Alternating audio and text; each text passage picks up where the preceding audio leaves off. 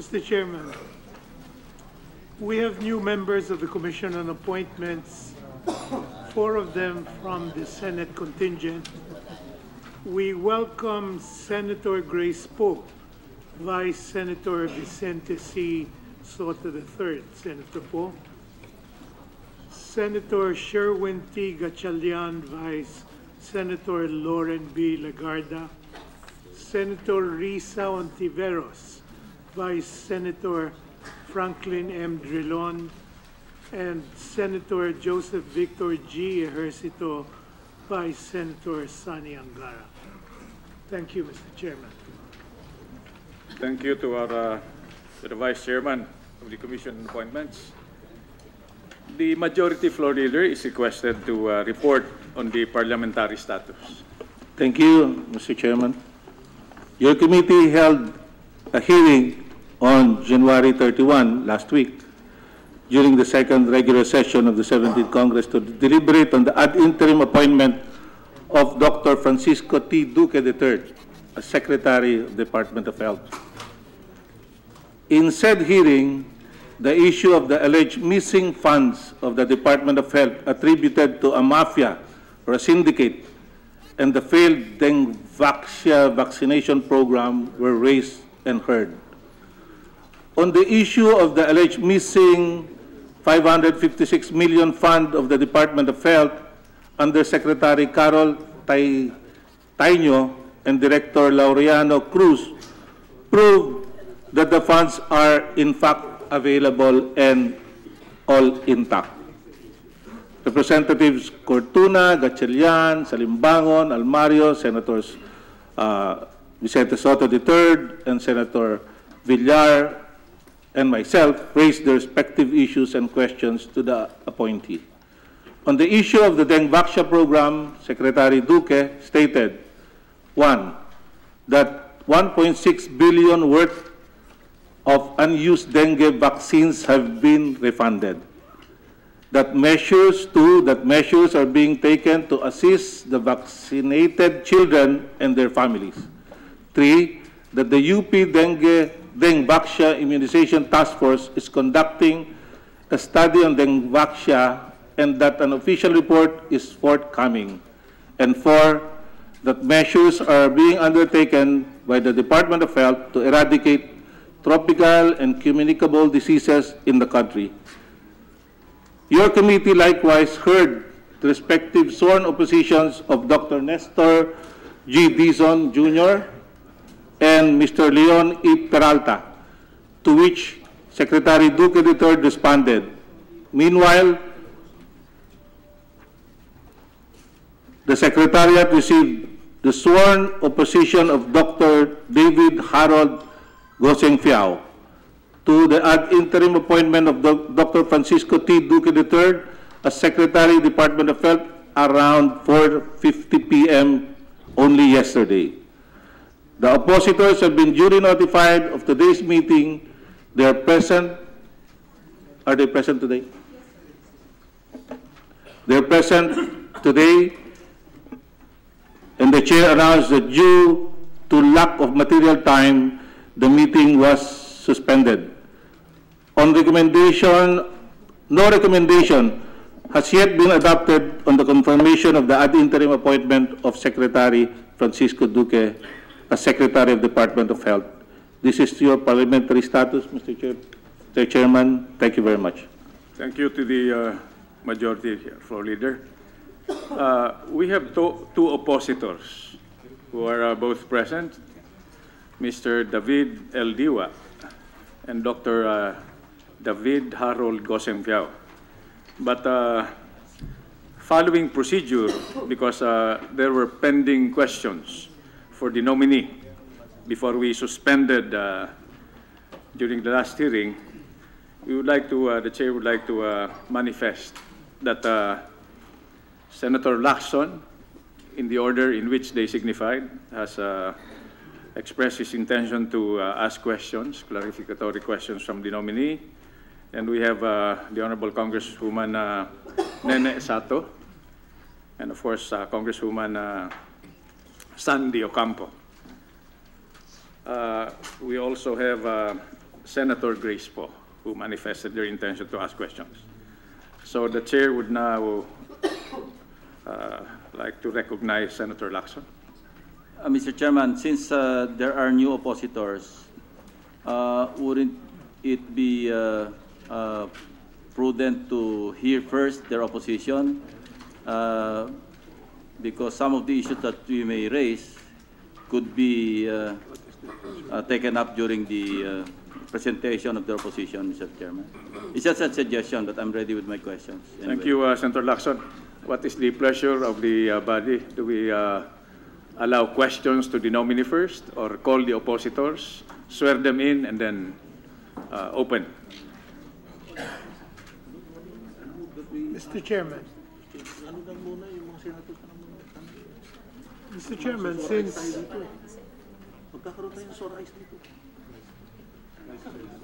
the Vice Chairman is recognized. Mr. Chairman, if it is at all possible, may I suggest that the remaining oppositors submit in writing their opposition? We will be able to take up their opposition in a caucus that we will be holding immediately after this, in order to deliberate upon the nomination of Dr. Duque. I'm making this suggestion because I'd like to hear these questions first. Mr. Chairman, there are 4 members, 2 senators and 2 congressmen, who have signified their intention.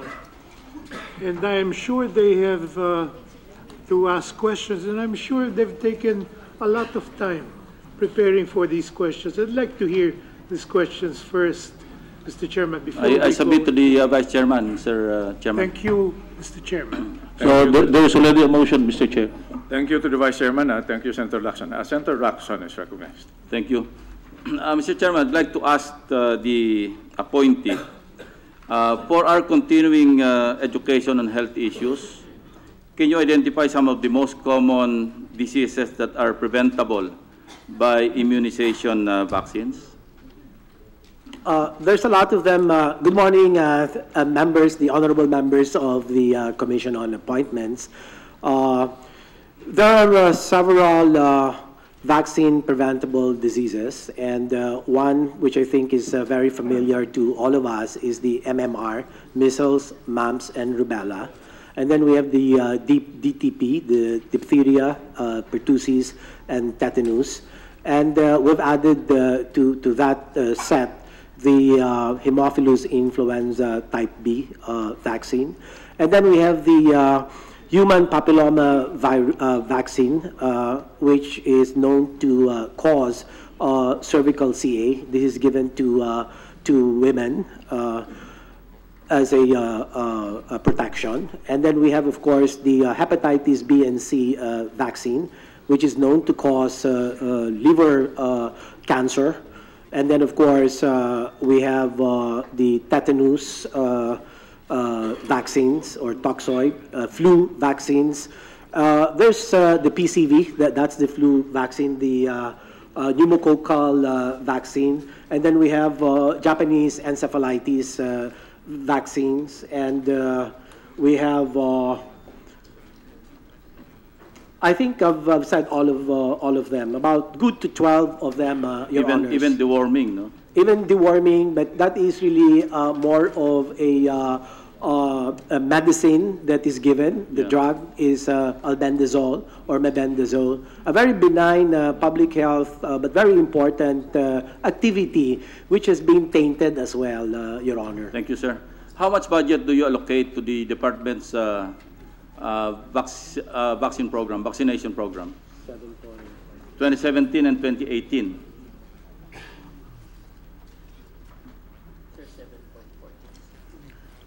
Your Honor, for 2017, a total of 7.1 billion. 17.943. 7.1 billion. For the purchase and allocation of drugs, medicines, and vaccines, it's 17.943. But this is only for vaccines, Your Honor. Even consolidation-wise, I think you're right. It's about 17 billion. For 2018, Mr. Secretary? Yes, Your Honor. No, for 2018. For 2018, only for vaccines, 7.4 billion. But for the whole item, For the whole item, drugs, medicines, and vaccinations, that's 15 billion, Mr. Secretary. about 50 billion. Yeah, 15, 15. yes, Your Honor. 15.59. With such humongous budget, is it safe to assume that an outbreak, much less an epidemic, can be prevented or will not occur? Very difficult question, Your Honor. With that budget, I think the DOH will be able to equip itself to manage, and we cross our fingers that no simultaneous outbreaks occur. But I think at the moment, the health system will be able to absorb. As we have done in the past in the H1N1 pandemic, we did succeed in controlling that, Your Honor. How do you define an outbreak, Mr. Secretary? Well, when there's it's an epidemic, uncontrolled transmission of diseases which are mostly vaccine preventable, and that is why I'd like to hammer on the importance of our immunization program, because this is so crucial in arresting and if not preventing epidemics, Your Honor. But should it happen, we're prepared, Your Honor, but I think it is really in the prevention that the efforts must be poured into more than allowing the disease process to happen and deteriorate, and really will tax heavily on the capacity of our health system to manage all of this. So let's do everything to prevent outbreaks through a very effective, comprehensive immunization program. And given the amounts of money involved, I think we should be able to take advantage of getting the right vaccines in place and giving them on the right time. And that is why this dengue vaccine controversy, though unfortunate,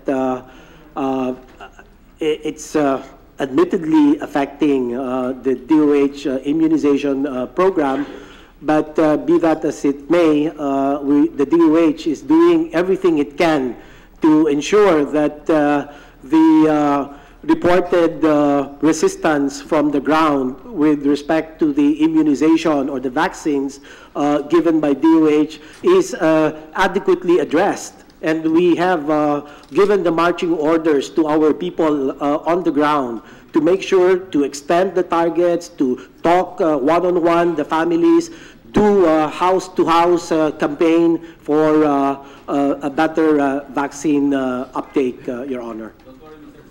I won't touch on the vaccine anymore kasi bugbog na yung issue. No? I'll be more specific. If you can recall, when was the last time that a measles outbreak occurred in any part of the country? Well, just in January, Your Honor, there's an outbreak in of all places Davao. In Davao City. Yes, Your Honor, and it's very unfortunate. And that's affecting 40 barangays. Hindi po ba? Your Honor, that is true, Your Honor. 226 affected children. Yes, Your Honor. So And, why is that? Why is that? Well, Kasi kung preventable, and sabi ko nga, ang laki ng budget for this program, drugs, medicines, and vaccines, bakit nagkakaroon pa ng outbreak? Well, in Mindanao, there's a mix of reasons why. Some cultural, some tribes would not want their children to be immunized. But lately, there's been a jump in the number of those who refuse their children to be immunized, especially with measles. And the reasons being, number one is the fear that the dengue vaccine controversy has spawned. And then number two, of course, is because at the moment that the vaccine was going to be given, either the child was sick, and that's a contraindication to giving the vaccine. And then, third would be some just outright rejection by parents with no very well-defined justification or reasons, Your Honor. The point that I'm trying to drive at, Mr. Secretary, isn't the DOH giving MMR vaccines routinely Yes, Your Honor. to the children, no? Yes, in all Your parts Honor. of the country. So ang tanong ko, bakit magkakaroon ng outbreak? I don't think, or I don't see any justifiable reason why an outbreak would occur kung routinely binibigay dapat ito. And there's budget for that, hindi ba? Sabi ko nga, malaking masyado yung budget.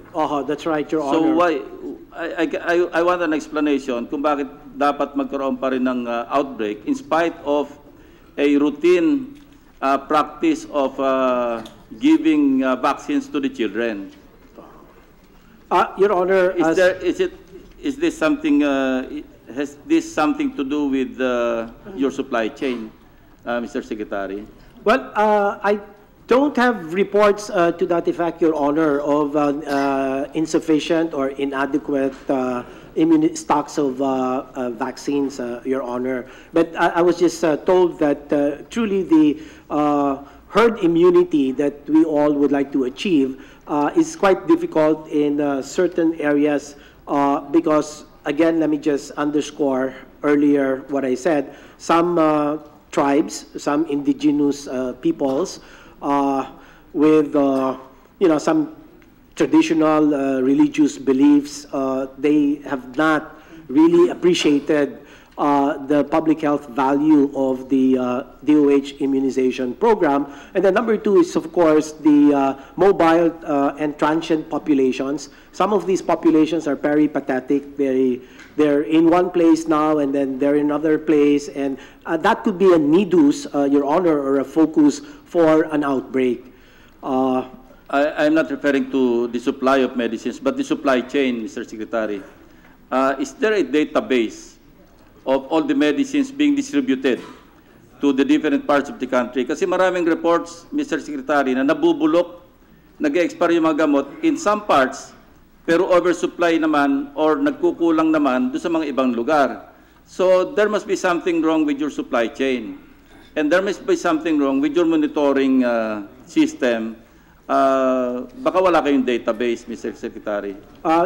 Well, I agree, sir, that the supply chain is one area. When I just assumed my position in November, I was appalled by the data that were given to me, where for 1 year there had been an overstocking of medicines. That's and exactly one my point, particular, Mr. yes, sir, Secretary. the losartan, for example, 1 year of supplies, and then I heard that there was an attempt to buy again for the next year, and I said, how can you do that when your stocks aren't moving? So, I said we need to have the governance mechanisms Please in look place. into that, Mr. We will do Secretary. that. It's been my priority, Your Honor, because I will not allow it, Your Honors, that we have overstocking of medicines where on the ground I get feedback that there are no medicines. And this is really, to me, appalling. And I will not allow this, Your Honors, and I give my word to you. Is there an undersecretary in charge of just monitoring the data or the supply chain of medicines? Dahil, hindi ba dapat ito first in, first out?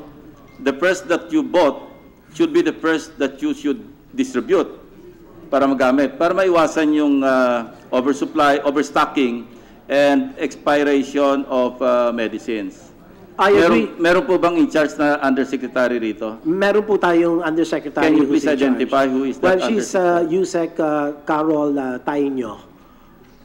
But she has already begun putting in place, because she's also a newly promoted official of the DOH, and she has already hired a consultant in supply chain and logistics management, precisely to institute the much-needed reform in that area of our managing our drugs and medicines, or at least the And supply. how close is your coordination with the local government units? I understand the local government units have their local monitoring board, yung drug monitoring board in place. And if there is no coordination between the DOH and the local government units, magpe-fail talaga yung supply chain natin, because we all know that it is the local government units that are more or less knowledgeable kung ano yung situation sa kanilang mga localities, hindi po ba?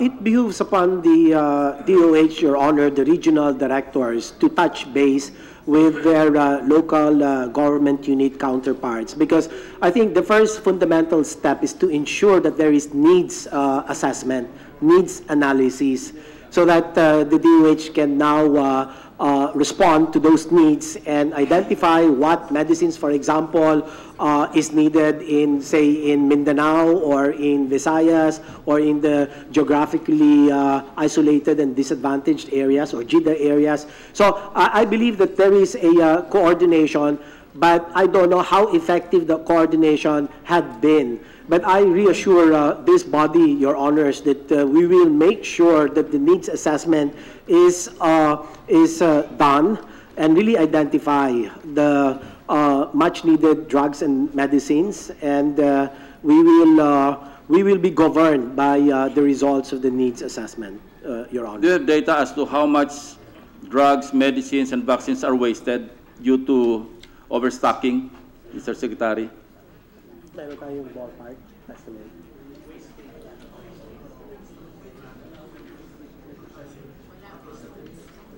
More or less. Guess.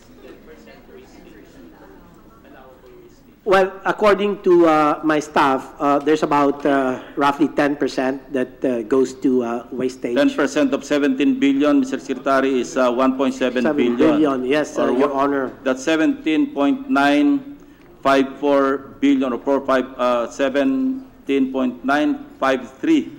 In other words, almost 18 billion. So we're wasting 1.8 billion pesos worth of medicines, drugs, and vaccines. It's not allowable. Under my watch, we will not allow this, Your Honor. So we will make sure that the proper systems are in place. The logistics and supply chain reforms must be put in place ASAP, Your Honors. Meron ba kayong authorized, Sa amin kasi sa military, I just asked the chairman, sa mga field exercises, meron kaming 5% casualty. We're authorized to have 5% casualty. Meron ba kayong allowable wastage?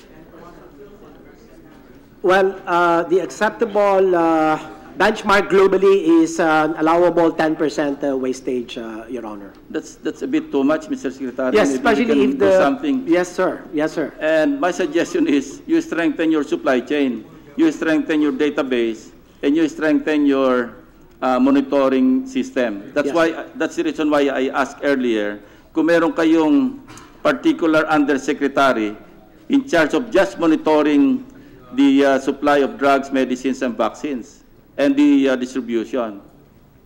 We will strengthen, Your Honor. Kasi in this day and age of computer technology, madali-dali na siguro, Mr. Secretary. Yes, real-time database Yes, real-time management, Your Honor. We will do that, Your Honor, as soon as ASAP. Kasi ang pinaka-importante, wag magkaroon ng outbreak. Oho. Especially itong preventable diseases. And to me, there can be no justification na magkaroon ng outbreak. 10 deaths in Davao City. Very recent ito, January 22 to 24. Imagine 40 barangays affected by just measles. And measles is easily preventable sa immunization. I'm not trying to lecture, but I'm concerned because a huge budget is involved in this program of the DOH. And this is a very common complaint, especially from LGUs. While the function is devolved, yung pondo naiiwan naman sa central office. So they're helpless practically. And if they're not involved in the monitoring and stocking of drug supplies, medicine supplies, and even vaccines, then magkakaroon ng disconnect, hindi po ba? Exactly, sir. Pag pumunta si Juan de la Cruz do sa mayor, dahil nanggaling na sa DOH, At sinabihan na siya na pumunta kayo sa mayor dahil devolved na yung function na yan. And when they go to the mayor, ang sasabihin naman sa kanila, devolved na nga pero yung pondo nasa kanila. So bumalik kayo doon. Ganun po ang nangyayari. So there's really a disconnect between the central government and the local government units. But if there's close coordination between DOH, the department itself, and the LGUs, siguro hindi mangyayari hindi tayo magkakaroon ng outbreak, hindi tayo magkakaroon ng wastage of medicines and drugs and vaccines. Hindi rin siguro, hindi magkakaroon ng outbreak. Anyway, I will yield the floor to the other members of this commission kasi I'm sure they are also anxious to ask their questions. Thank you, Mr. Chairman. Thank you, Senator Lacson. This will be the order of asking questions based on their earlier manifestations. After Senator Lacson, we'll have the Honorable Congresswoman Nene Sato, and then after her would be Congresswoman Sandy Ocampo, and then Senator Grace Poe, Senator Pacquiao, Senator Risa, Senator JV, and Senator Villar. But before we recognize the Honorable Nene Sato, the Chair would like to acknowledge the arrival of Senators JV Ejercito, Senators Risa Hontiveros, who were earlier welcomed by the Vice Chair, then Senator Cynthia Villar and Congressman Mayo Almario. The Chair recognizes the Honorable Nene Sato. Ma'am. Thank you, Mr. Chairman. Before I go to my questions, I was given some specific questions by the Majority Leader and I cannot inutusan po ako, kaya susundin ko lang po muna. Mr. Secretary, the Majority Leader is concerned about, what are your plans about Center for Disease Control? The Center for Disease Control, I think with all due respect, ma'am, the right nomenclature is, it's the Epidemiology Bureau, which is essentially the equivalent of the CDC, but at a much smaller scale compared to the DC of Atlanta, Georgia, of the United States. But there are many things to learn from the CDC, and we hope to be able to capacitate and level up the capabilities of our Epidemiology Bureau, which is essentially the watchdog for communicable infectious diseases, Your Honor. Are these already existing in the regional level? Yes, Your Honor, I believe so. These are well in place, Your Honor. So all the regions have these centers, epidemiology centers? Yes, we do have the regional epidemiology surveillance units, Your Honor, or the RESU. Are they situated in the regional centers or the regional medical centers? Well, they're situated in the regional offices, Your Honor, but they're in constant coordination with our DOH retained hospitals. Because I am a former local government executives, and in my meetings with local government executives, we do not feel the existence of this center. Well, it's I guess, the visibility that our people from our RESU that needs to be improved. And they have to have closer coordination with the municipal and the provincial health offices, Your Honor. And we'll address this as soon as we see if there are gaps in the coordination, Your Honors. Up on the question of the Honorable Lacson, that there seems to be a disconnect between the national government, the Department of Health, and the local government units, because it's always a complaint from the local government units that we have the responsibilities, but we do not have the necessary and adequate funding for the duties and functions that were devolved to us. So what are your specific and concrete plans to address this disconnection between the local government unit and your department? What an opportune time to address the question, Your Honors. The concrete plan of the DOH is to revive, during my first round as Secretary of Health, we did initiate a very effective program, the Provincial Investment Plan for Health. And unfortunately, this fell by the wayside after my term.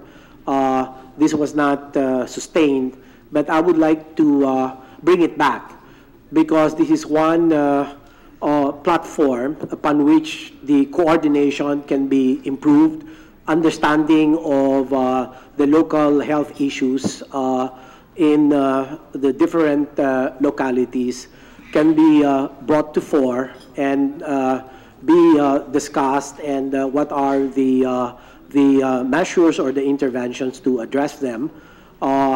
Manifold health issues indeed, Your Honor, but the Provincial Investment Plan for Health really is and had been proven to be of much value to address precisely what you have raised. And also, I think it's opportune to review the local government code after its enactment in 1991, Your Honor, because I think the fundamental question is really, has the local government code helped the local government units in terms of managing their individual health programs? And I do believe that in some areas we do have success stories of local government health programs. But, Your Honor, there are also some very sad stories of very poor provision of health services in the poorer municipalities, like the GIDA municipalities. And so that's one area where we need to pour more investments in both technical and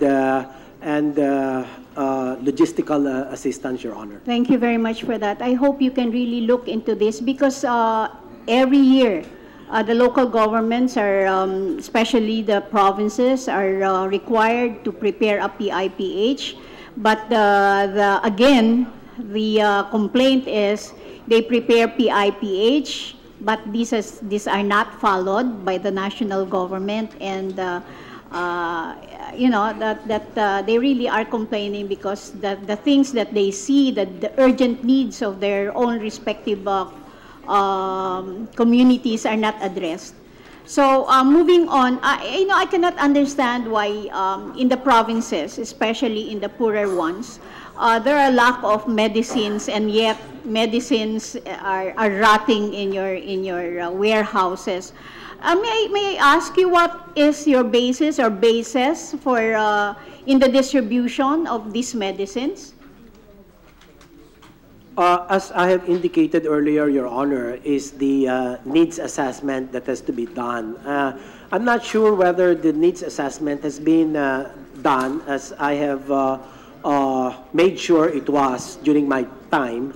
But lately, the reasons I've seen behind the overstocking is, for example, the regional offices of DOH order the same medicines which the central office has already ordered. So I saw right away a disconnect within the DOH between the regional offices and the DOH central office. So I said, you have to connect, because that way we will be able to avoid duplication of supplies that are being ordered both by the central and the regional offices. And I think what is key, yung supply chain, yung supply-driven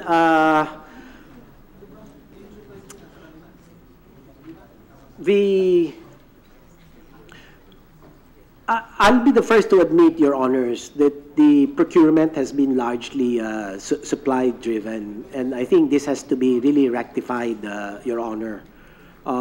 This is really a cause for concern, and we need to overhaul a lot of governance mechanisms in the Department of Health and in the regional offices.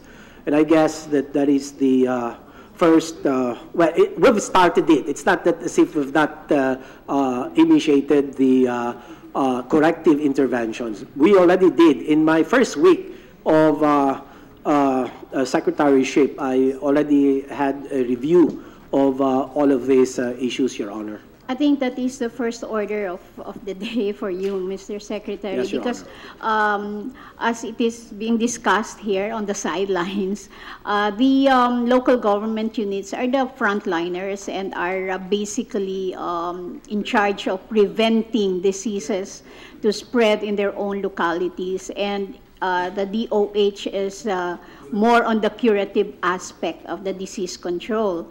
And if how can we prevent it if you have all the vaccines, if you have all the medicines, and they cannot be distributed to the local government units in time or even before a particular disease should spread or have an outbreak in their local communities.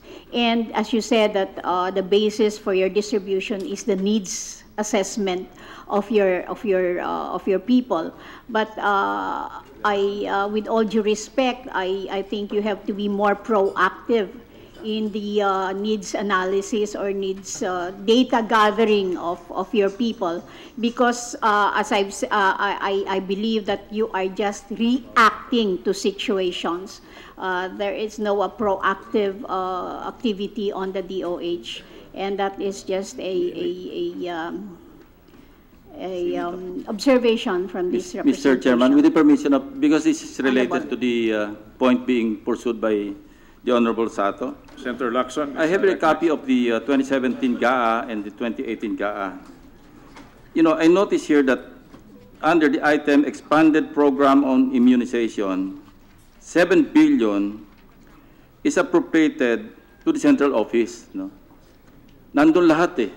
And yet, under special provision, paragraph 9, nakalagay dito, of said amount, 80% shall be allocated to provinces. So kung 80% dapat nakalagay sa special provision, dapat nasa mga probinsya, anong ginagawa, bakit nakapark sa central office yung 7 billion, the whole amount, para sa expanded immunization program?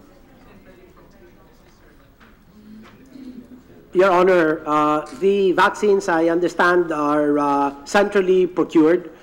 Again, I suppose that if it is centrally procured, paano magko-connect yung sa needs assessment na sinasabi ninyo? Because yung needs and priorities of localities, local government units, ang nakakaalam yan, local government officials. That's why the feedback, Your Honor, is so important. Monitoring and feedback from the end users is crucial, Your Honor. Ang problema naman po, I'm sorry, the Honorable Sato. Ang problema naman po, di ba, October natatapos yung submission ng local development plans. Ang budget call naman ng Central happens in March or February. So, paano nga magko-connect yung etong kailangan ng mga local, matatapos sila na October for that year, and yet, yung budget call nyo sa Malacanang, February or March, tapos na yung budget call. So pagdating sa RDC, ang sasabihin ng DBM doon, wala na, tapos na eh. So, paano maging effective yung needs assessment na sinasabi ninyo in coordination with the local government units? You see the disconnect, Mr. Secretary? I do seriously see the disconnect. I guess there's also a mechanism, but I have to validate whether the forecasting reflects prior needs assessment results, Your Honor. Thank you, so Mr. it's part Chairman. of the planning, Your Honor. Thank you, Senator Lacson.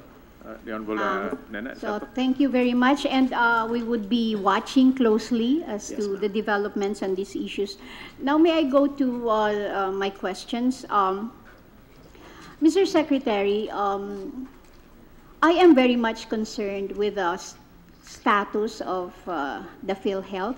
Yes, ma'am. Because I believe that the PhilHealth will play a very crucial role in the universal health coverage of our people. In the past, for a period of 1 year, 3 presidents were appointed, and there were allegations of usurpation of functions of the president by the chairman of the board of the PhilHealth.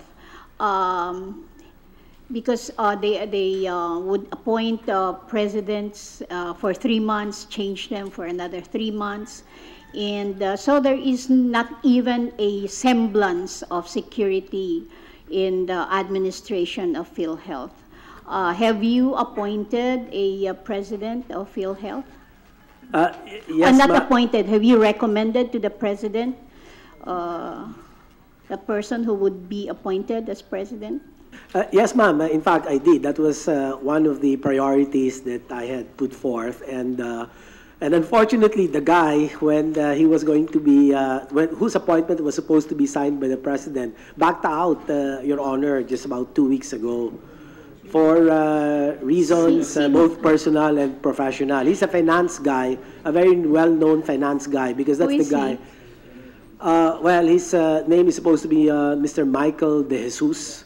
Mike De Jesus, and unfortunately the guy backed out, so we're now headhunting for another person, again with a sense of urgency to boot, Your Honors, and we need someone who's who has the finance aptitude and the competence, because that's the issue that's besetting the PhilHealth.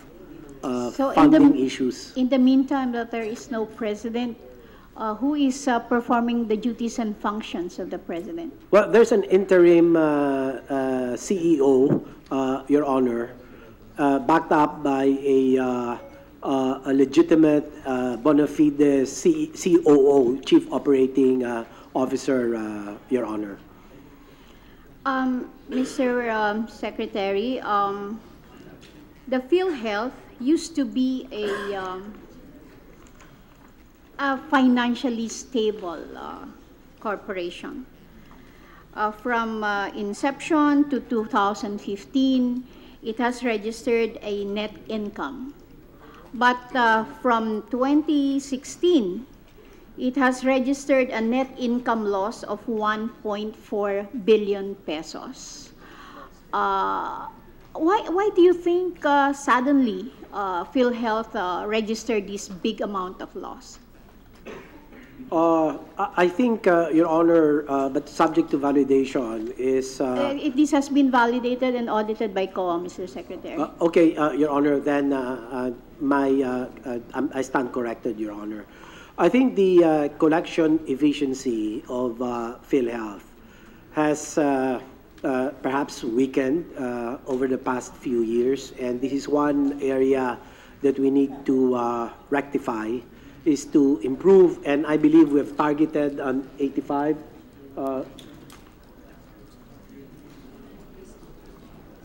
Well, I'm sorry, the 2016 COA audited net profit of registered 60 million, Your Honor, for 2016. So I was just given this, and if it's it varies.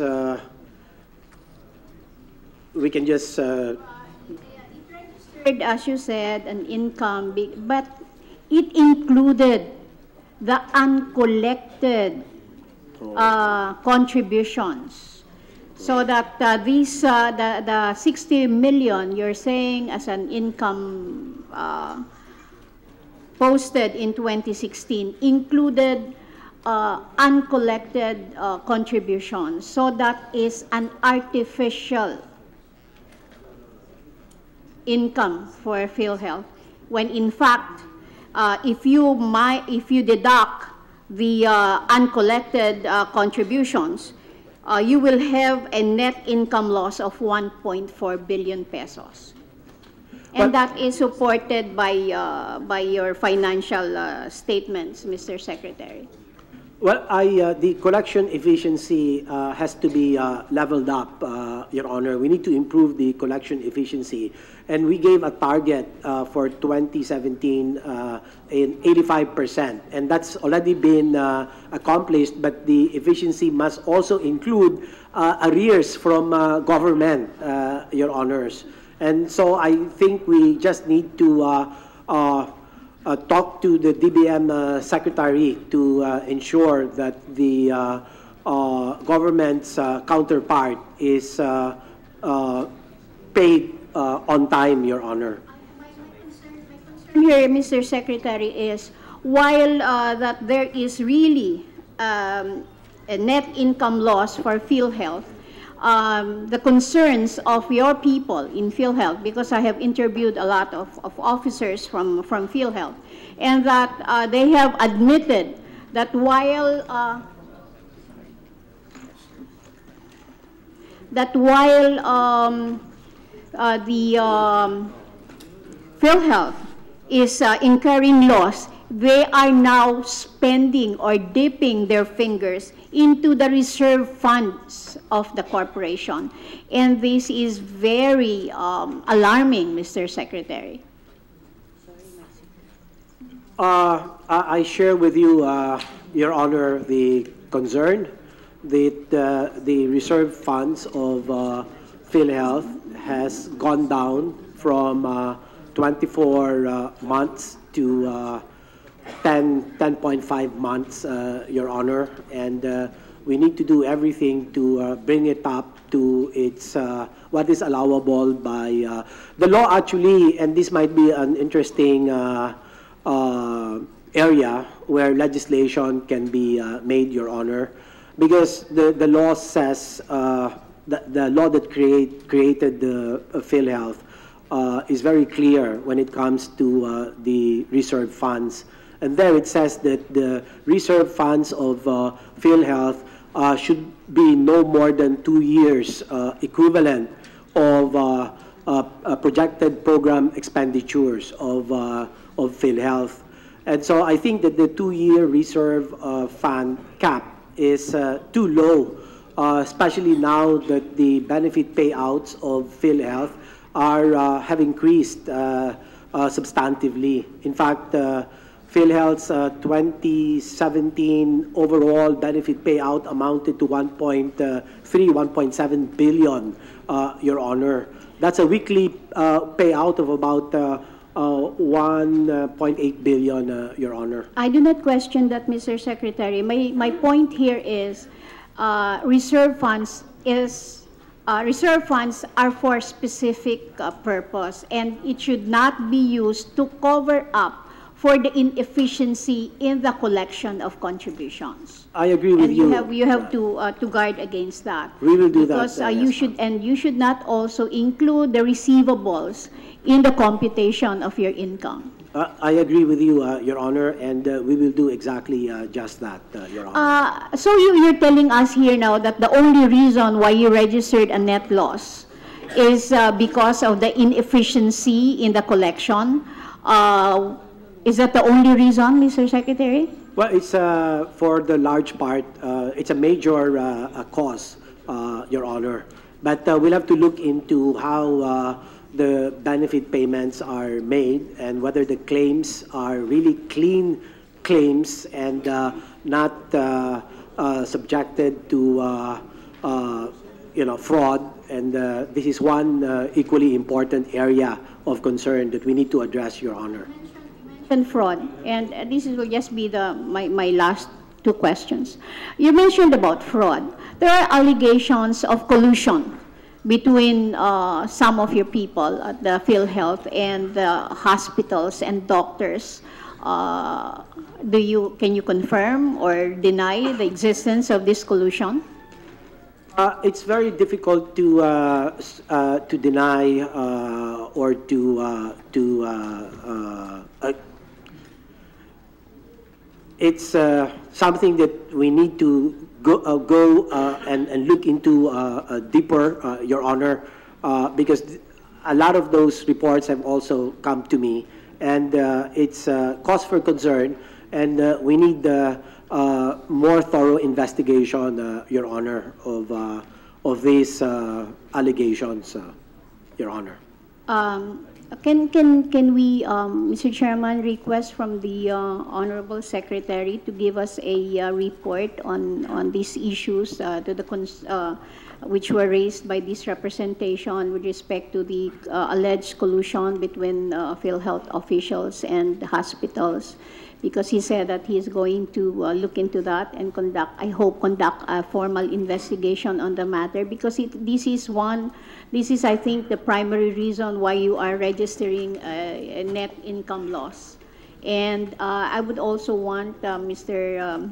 Secretary to be informed as to your plans in the distribution of vaccines and medicines to the local government units. Thank you. We'll do that, Your Honor. Secretary Duque, can you comply to the request of the Honorable Nene Sato? Certainly, most certainly, Your Honors. We will do that.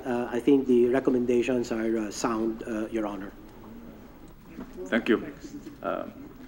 Before we ask the Honorable Sandy Ocampo to ask her questions, Secretary, give you a breather. The chair is just curious.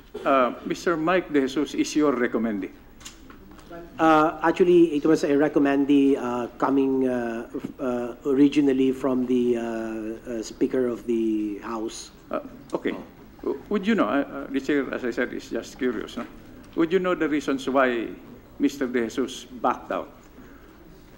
I am asking this question because is this indicative of the systemic and institutional problems that, people whom we are trying to recruit from the private sector? Para ho bang, because of the enormity of the systemic and institutional problems, there seems to be a problem that no personality, whatever his credentials are, find difficult to solve. Do you notice a trend? Bakit parang umiiwas yung magagaling?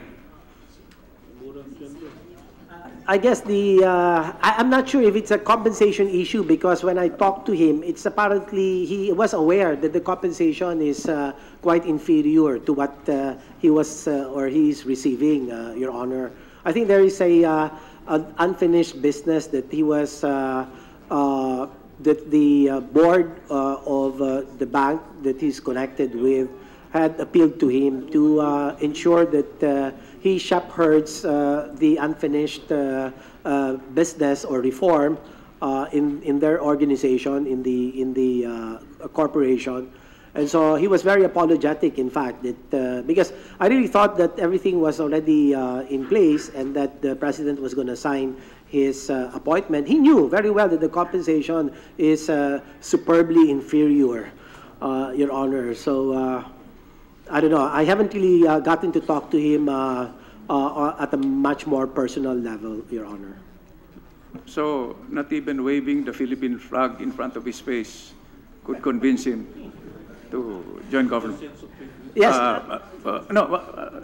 Mr. Secretary, forgive me for asking this. No? So, are you giving the committee the information that it was purely a compensation issue, or in effect, what I'm trying to say is not even you could make him an offer he could not refuse? I'm not in a position okay. to answer that, Your Honor. Fair enough. Yeah. But again, it's not a compensation issue because he knew from day one, Your Honors, that the compensation is very low compared to what he was getting. Well, so it was really the call of public service that I tried to convince him that I think I told him, you've done so much already at your private professional life. Why not give some of your life to public service? And if you can respond to a special calling, and public service is a special calling, it might be good for him. I advised him to reflect. He could make a difference. It's great to make a difference in public service. If you truly love your country, serve in government. That's what I told him. I'm just proceeding from where the Honorable Nene Sato left off. No? I'm just wondering. But thank you for your answers. May we now recognize the Honorable Congresswoman Sandy Ocampo for her questions. Good morning. I'd like to ask questions regarding the reproductive health law. Mr. Chairman, I was informed that the TRO has been lifted on the implementation of the RH law, and this is an advocacy very close to my heart, which was a long fought-out battle before it became a law. Now, how will the DOH proceed now that the TRO has been lifted? Thankfully, the TRO has been lifted, and so we've done the inventories of the level of modern contraceptives in stock with the DOH, but I understand that a ongoing, continuing distribution to the local government units has been started soon as the TRO was lifted on account of FDA's certification of certain modern contraceptives, Your Honor, as not to be abortifacient and that they're safe and efficacious. We have resumed the distribution of RH commodities. We've distributed, in fact, 70% of our stocks have been distributed accordingly, Your Honor. One of the social ills that we have in our country is the rising number of teenage pregnancy, unwanted pregnancy, and I believe, Mr. Chair, Madam Chair, if you would allow me, I just append a question related to the first question of the Honorable Ocampo. I believe I should continue, and then you can follow through after me. Thank you. Well, I believe that the education should begin in the home at the appropriate time when the child is matured enough to understand the varying issues of safe sex or the need for you to be, well, uphold the values, the Filipino values is very important to us, that defines a Filipino or the Filipina. But more than that, I also believe that sex education should be taught in the schools at the appropriate level. And this has been a sticking issue, and perhaps it is very good timing for Secretary Duque to come before the commission appointments when our majority leader of the Senate is no longer a member of the commission, most particularly because of this issue. My point is, will there be a marrying of strategy?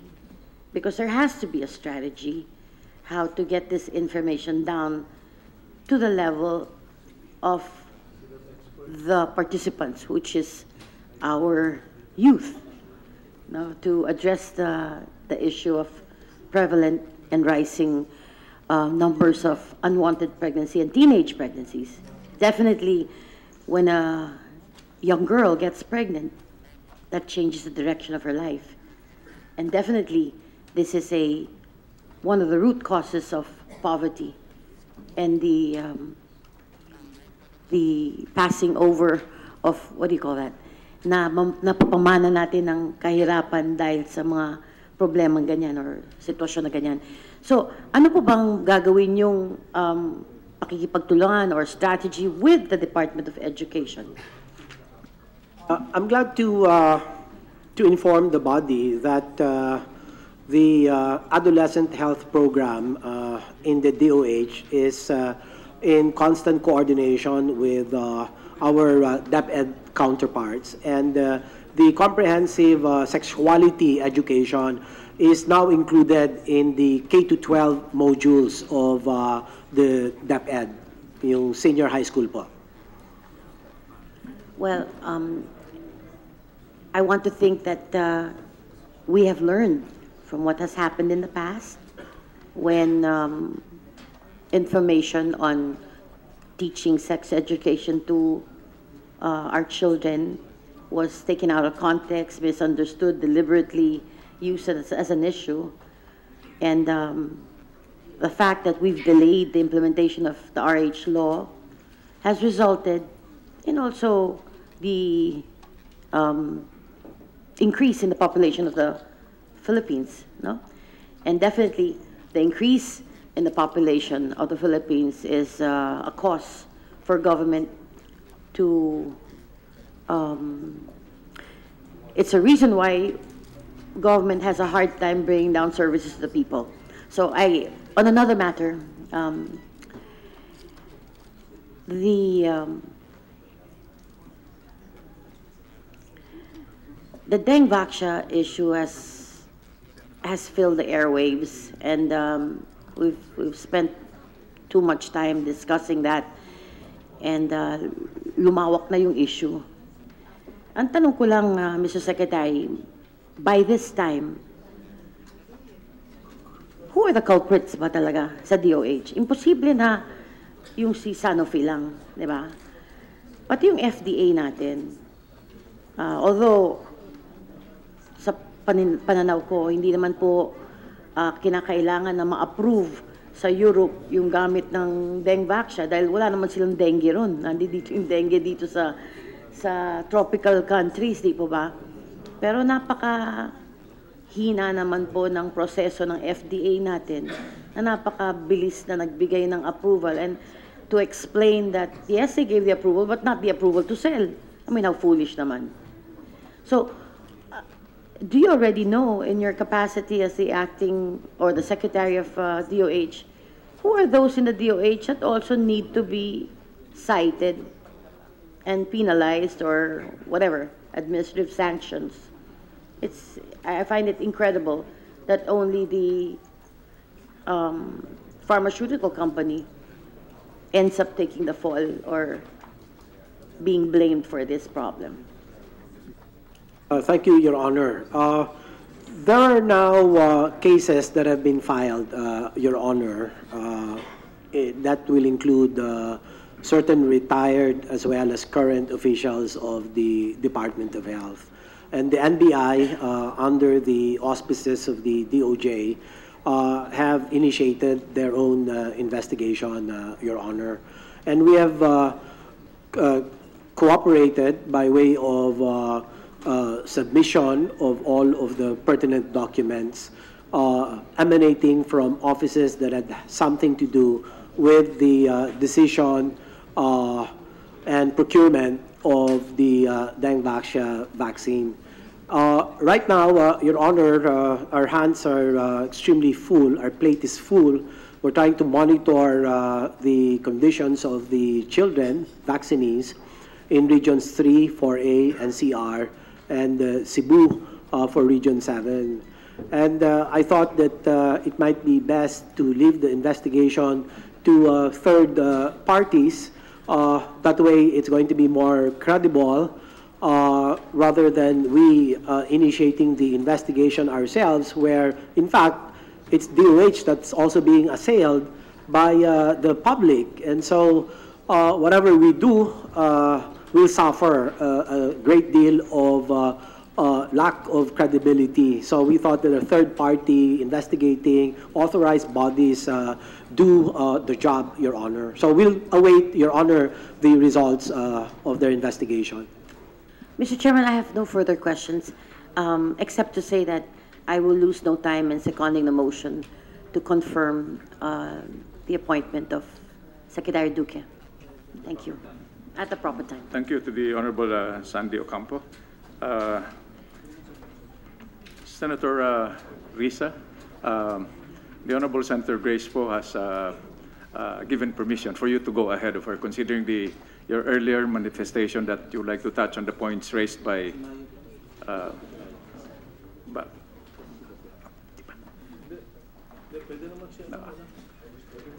yes. So the Chair recognizes Senator Risa. Thank you, Chair, and also for your earlier welcome to as new members of the Commission on Appointments, and good morning to our colleagues in the House.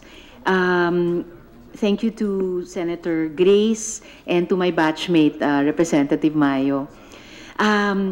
Also, through the good Vice Chair, I'd just like to affirm that I had no intention to interrupt the earlier questioning, but just to attach a follow-up question of mine on the same topic. So I'm happy to follow up on the question earlier raised about family planning to the Good Secretary. So the Good Secretary, upon his appointment as the DOH Secretary, recently was quoted as saying that the DOH will, as asked earlier, will fully implement the RPRH law. Indeed, it's important for the RH advocates around the country to be assured in that manner. Nevertheless, I just want to get the thoughts of the Secretary on this issue. In his previous stint as the DOH Secretary, during a previous administration, the Macapagal-Arroyo administration, the DOH then, Mr. Chairman, adopted a policy of pushing only for natural family planning methods and an emphasis on obstetric care to bring down maternal mortality, also in line of the championing then of the SDGs, Sustainable Development Goals. Considering that, as mentioned earlier, we now have the RPRH law and that we're still working towards improving maternal health, I'd just like to, additionally to the earlier question, ask the Secretary how he now sees the role of reproductive health and responsible parenthood in maternity mortality reduction or maternal mortality reduction, and if his position or institutional position of the department then against modern family planning methods has changed. Because, Good Chair, in 2007, the Secretary was quoted as having said then, family planning is the least of our priorities. Is this still true, circa 2018? Or in the context of the earlier question also raised, has this now changed? It has changed, Your Honor. So much has changed. In fact, I have said this, and I will say it again, that the DOH is committed to implement the RPRH law to the fullest. And I think it's an opportune time to implement the law and at the same time be a very good driver of maternal health and complementing all the other efforts of the DOH. We initiated during my time the maternal maternal child newborn health and nutrition initiative, and we had the BMONC and the CMONC services to support precisely that. And I'm very glad to know that this can complement our implementation of the provisions of RPRH law, Your Honor. Thank you, Mr. Chairman. I'm like my colleague who asked the same question or similar question earlier. I'm very glad to hear this assurance from the Secretary, and with her, I look forward to the Good Secretary leading the department in actually implementing that commitment. Secondly, Mr. Chairman, and this was an issue also raised by Senator Ping earlier, the controversy regarding the dengue vaccination program has undermined the public's trust and confidence in the DOH and the entire public health system. This was also raised by our Senate Health Committee Chair, Senator JV, yesterday in the Blue Ribbon Committee hearing. There are reports now that parents are refusing to get their children to receive other vaccines and even deworming medicines, which don't require vaccination. This is disheartening as it comes during a time when we are starting to see the gains of our efforts to improve the access of Filipinos to quality health care. I understand as well, and this is a second, but for me, Good Secretary, Mr. Chairman, an equally important and long-term strategic concern. I understand that this issue has dampened the morale of the hardworking men and women of the Department of Health. There have been many accusations leveled against career persons within the department. My question for the Secretary, what does he plan to do to rebuild first the public trust in the Department of Health, particularly its immunization program? And secondly, how does he plan to boost the morale, not just of the executives, but also the staff of the department? Thank you, Your Honor. Tall order. It's a struggle. I will be the first to admit, Your Honor, to rebuild the morale of an ailing organization. But as doctors, we're prepared to deal with it. But we have to prescribe the right medicine, and the right medicine, I believe, is putting in place a tried and tested governance operating program. I think a lot of the problems of DOH came out on account of either lack or poor governance systems and mechanisms. And so I've been very vocal in the organization about putting in place a performance governance system with a very clear vision and mission, and the clear strategic goals and objectives that will make the DOH impact positively on the life of our people. Because, you know, health is a driver of quality of life. And it's very important that the whole organization realizes that connection. The mandate of DOH to provide the much needed public health services, and even to include hospital care, and linking this ultimately to public service satisfaction or public service endearment. It's not just a satisfaction that we're after, but we want public endearment to the capacity of the DOH to provide quality health services, and immunization being one of them. It's vital that the trust and confidence of the Filipino public are regained. And I think the prescription, again, is to make everybody realize in the DOH the importance of a well-defined governance program. So when you talk about governance, it's not just about teaching them about, you know, values of integrity, of honesty, probity, professionalism, creativity, innovation, and I think they all understand that. But how do you actually actualize? How do you realize all of this in the day-to-day work that each of the DOH employees does? And so, Your Honor, one of the things that as soon as I came in was to ensure that I address the organization every flag raising ceremony, every Mondays, and I don't think I have missed a flag raising ceremony without really making almost being makulit and telling them that, you know, this is a challenge for all of us. It's difficult. It's a struggle. But we must realize that these difficulties are also teaching us lessons that are so important, so that next time this thing doesn't happen again, and that this really gives us the great opportunity to really reflect what has happened, what had been lost along the way. And I guess they've been quite receptive, and in fact we have a new strategy map, a roadmap to be able to institute and realize the transformation that I have initiated as soon as I entered the DOH. Because I tell them that during my time when we were in 2005 to 2010, Your Honor, when our budget was like a measly 11 billion pesos, we had much better immunization coverage.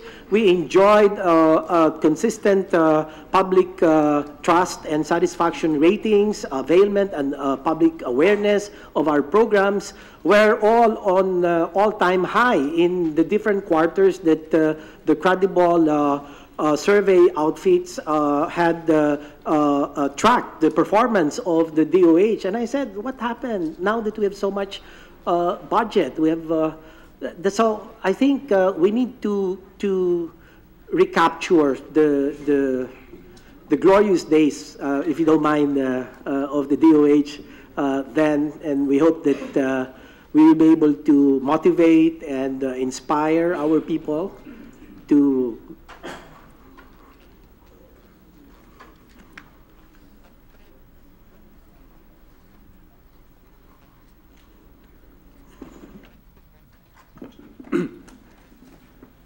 I think, Mr. Secretary, the Commission shares your hope, your wish, and we're really looking forward to you. It's good, Mr. Chairman, to hear about performance governance system, but I think this is one of the few times I've heard public endearment, and we look forward to that public endearment happening or happening again, not just between the department and Congress, but between the department and the public.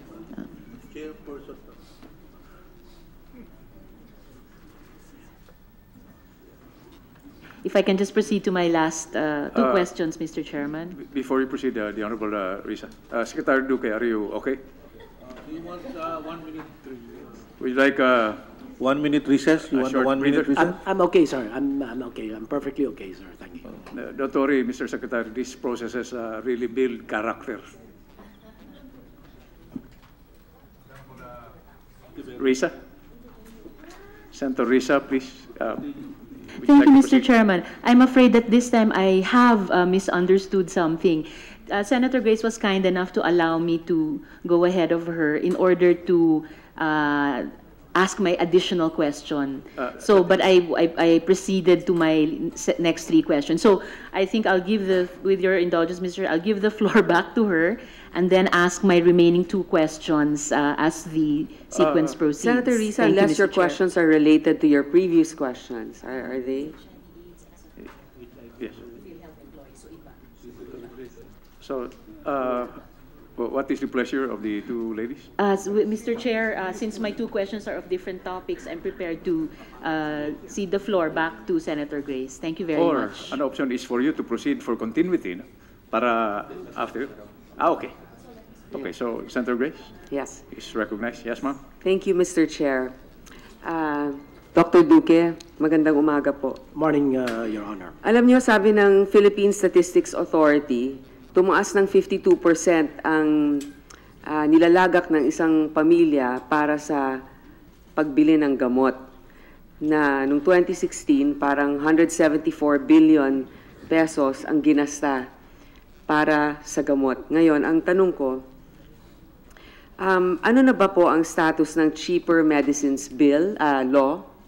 Yun ang una kong tanong. Pangalawa, kayo po yata'y nag-umpisa ng botika ng barangay program. So gusto kong malaman ang estado nito, kung meron pa tayo mga butika ng barangay sa ang mga lugar ito, at kung paano natin papalago pa, lalo na sa mga disaster-stricken areas. So, unahin po natin yung tanong ko dun sa Cheaper Medicines Law. Nung panahon po namin, kami po ang unang nagpatupad ng Affordable Medicines Act of 2007 at naging matagumpay po naman yung amin pagsulong nito at lalong-lalo na napababa po namin ang presyo ng mga pangunahin, pinakamahal na mga gamot, amlodipine, for example, for hypertension, Lipitor, statins, and 3-4 others that I forget right now. And we were able to indeed reduce their prices by 50%. And during your time, how about now? How are you monitoring it? Unfortunately, I've been told that that list has never added more medicines for half price. However, we will revisit this and find out what happened, why the list did not grow or did not become longer. We were hoping that we initiated a very difficult breakthrough. I would consider, but after that, there was no other additional branded, expensive medicines that had been subjected to maximum drug retail So what price. steps Dr. Duque, are you willing to take to make sure that more drugs are included in the cheaper medicines program? And how are you intending to monitor this? Well, the generics medicine is a wonderful law, and we are committed to implement the provisions of the generics. We believe... I know you will implement. How will you implement, sir? Well, and monitor? Well, the electronic drug price monitoring system is now in place, Your Honor, so we'd be able to track the prices of drugs and medicines. Siguro, Dr. Duque, practical rin yung mga empleyado ninyo sa DOH ay pumunta mismo sa mga butika para lang masiguro. Kasi, syempre, meron tayong monitoring system, pero iba rin yung first-hand experience at saka yung mga reports sa inyo. Ngayon, yung butika ng barangay program, meron pa po bang mga barangay na pharmacies? At ilan po? Ilan ang inumpisahan ninyo? Nung nag-umpisa kayo, ilan po? Napalaganap ba ito? Ilan ang natitira? Ilan na lang ngayon?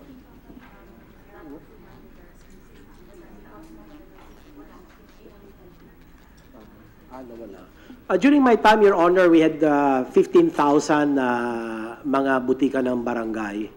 And now I heard there's only 200.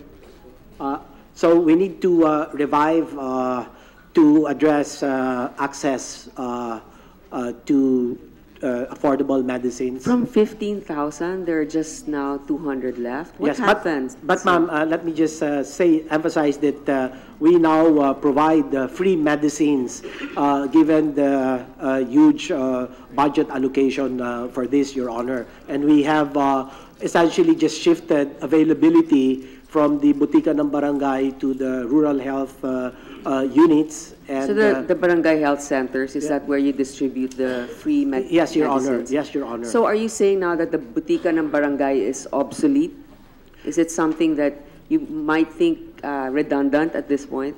We'll have to do an impact assessment, Your Honor, of whether the shift in the strategy has brought about better access, Your Honor. But we will have to do an honest-to-goodness objective assessment of this. Otherwise, if there will be reports that there's poor uptake, we'll have to find out the reasons. We might have to revive the butika ng barangay, Your Honor. Yes, perhaps, sir, instead of actually having a structure for that, in certain barangay health centers, you can still have that option for people who can afford, for example, to buy it but at a lesser price. Like, I think before it was 50 to 70% cheaper. If it's not part of the free medicines that you give out, then you can have a kiosk, in a place where you can have cheaper medicines. That can certainly help. But of course, from the time that you instituted this, you have now the cheaper medicines law, you also have the generic program, so maybe it has rendered it a little bit less important as it was during your time. So I would like to continue with that report. Another, sir, is yung ating mga doktor sa baryo, ang tawag yata dyan, doctors in the barrio program. How do we ensure their safety? Number one, do we have a dearth of, let's say, applicants, or is this a requirement for new graduates? How's the program rolled out? Are they actually employees of the Department of Health? They're, to begin with, scholars of the DOH DTTB program, Doctors in the Barrio program, Your Honor, and they enter into a contract with the DOH, which is a return service contract for, I think, for 2 years for every year of scholarship, Your Honor. And, so do you have enough to continue the program? I think... Marami kayong, like, sa ngayon po, ilan ang scholar ng DOH ng mga doktor? I'm just getting the data. Your Honor. I think that's quite important, especially we have a lot of areas now that are in need of physicians. Okay, while you're getting the data, Dr. Duque. Okay, there it is. Ma'am, we have 1,110 scholars. Is this DTB scholars, Your Honor? But the slots are 1,640, Your Honor. So we have About 530 vacant scholarships. but we have the funding for that. It's Yes, just the applicants that yes, we need. ma'am. Okay. How do you ensure their safety in bars? Like, for example, if they go to a certain area that's disaster prone,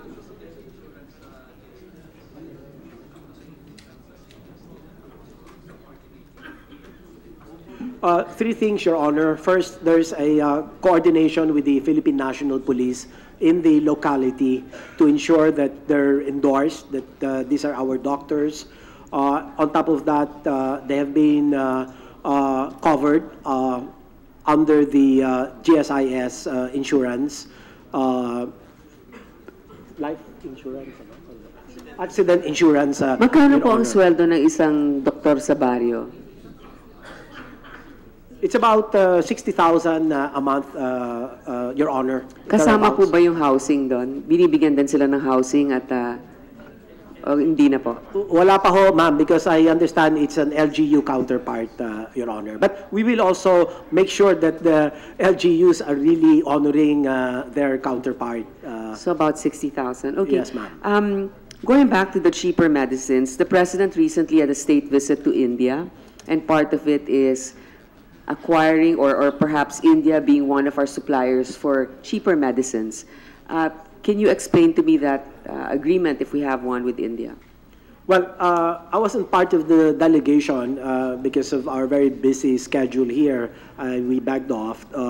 But I understand that this is a supply issue. And for us, we're open to drugs and medicines from abroad, but for as long as they pass the safety, efficacy, and quality standards of Food and Drug Administration, that shouldn't be a problem for us, because I think that's paramount. And then number two, we'll have to check on the affordability, because we don't know exactly what the pricing points are. But are they really reputable? I mean, they're known for producing quality medicines. For the large part, Your Honor, they're reputable. See, the Your reason why I ask is, within their country also, and I'm sure in many other places, there's also the issue of fake medicines, like fake news. Sometimes the people tend to take medicines, but actually just ground powder, or the powder. And our Food and Drug Administration here is quite swamped already. How are we able to test the shipments later on when they come here? What will be the involvement of the DOH to make sure that we only order from reputable, established Indian medicine companies? We can adopt certain, and we continue to adopt certain metrics, like the sale of good manufacturing practice, the sale of good delivery practice, and of course we ask for audit of their documents long before they even send the product. We already do a paper audit or assessment of how those drugs and medicines are manufactured. Would you consider perhaps to cooperate with the Food and Drug, that we can visit those facilities that manufacture? Let's say we limit ourselves to certain medicines, antibiotics, statins. Shouldn't we send representatives there to monitor? Yes, I think that's indeed a sound recommendation, Your Honor. But just to complete my answer to you a while ago to your question is, number one, many Indian manufacturers supply even the United States and the EU markets. And also part of our due diligence is we check the registration of these drug manufacturing companies, and we make sure that they're up to the very stringent standards of our FDA, Your Honor. Thank you, Dr. Duque. Well, before I close, There's one nagging question always about the DOH, and supposedly there have been several allegations about a syndicate going on within the DOH. You've been secretary for many years before now, after your confirmation, perhaps. Can you tell me if you are familiar with these individuals, or have you received reports? What do you intend to do about it? Do you confirm that they're such? Well, I don't confirm that there is such a mafia, short of any evidence submitted to my office, because So there's none, and even during your time, you did not experience that? No, ma'am. During my time, most of them I've worked with in my first round as Secretary of Health. And what I can say is I can vouch for their professionalism, their integrity. But of course, I wouldn't know if all of them or if there's one or two of them, but I really can't say as of the moment, Your Honor. But I think we have to be evidence-based so as not to unduly malign the integrity of our career professionals in the DOH, Your Honor. But certainly, everybody's welcome. If they have evidence or pieces of evidence to submit to us, we'll welcome them and make the necessary investigation as necessary as possible. You know what, Dr. Duque, you come out as very personable, very patient person, but I think you should send a message when you come in that you will not tolerate such. And the reason is the DOH is highly politicized in the sense that you have a big budget and your reach is substantial all over the country. In fact, if I recall, well, there are allegations that the Invactios used to win approval from certain constituencies because the timing of the rollout of the project is suspect. It was right before the elections. Now, I know that there are moratoriums in terms of rolling out certain government initiatives or projects prior to an election. Are you familiar with this? Not in the healthcare, not in the health department, Your Honor, because the services are vital. And I'm sure if it weren't for this Sanofi advisory, this, I believe, would have not happened, this controversy and this brouhaha, so to speak. But I'm not aware that health programs have been stopped just because the elections are just around the corner, Your Honor. But certainly there should be an impact. There should be the immediate need for it, and I understand when it comes to health and medicine, there's really no timing. On the other hand, it is also quite obvious in certain instances. I remember during, in the past, and I think my seatmate here was also a candidate then, there was the distribution of PhilHealth cards with pictures.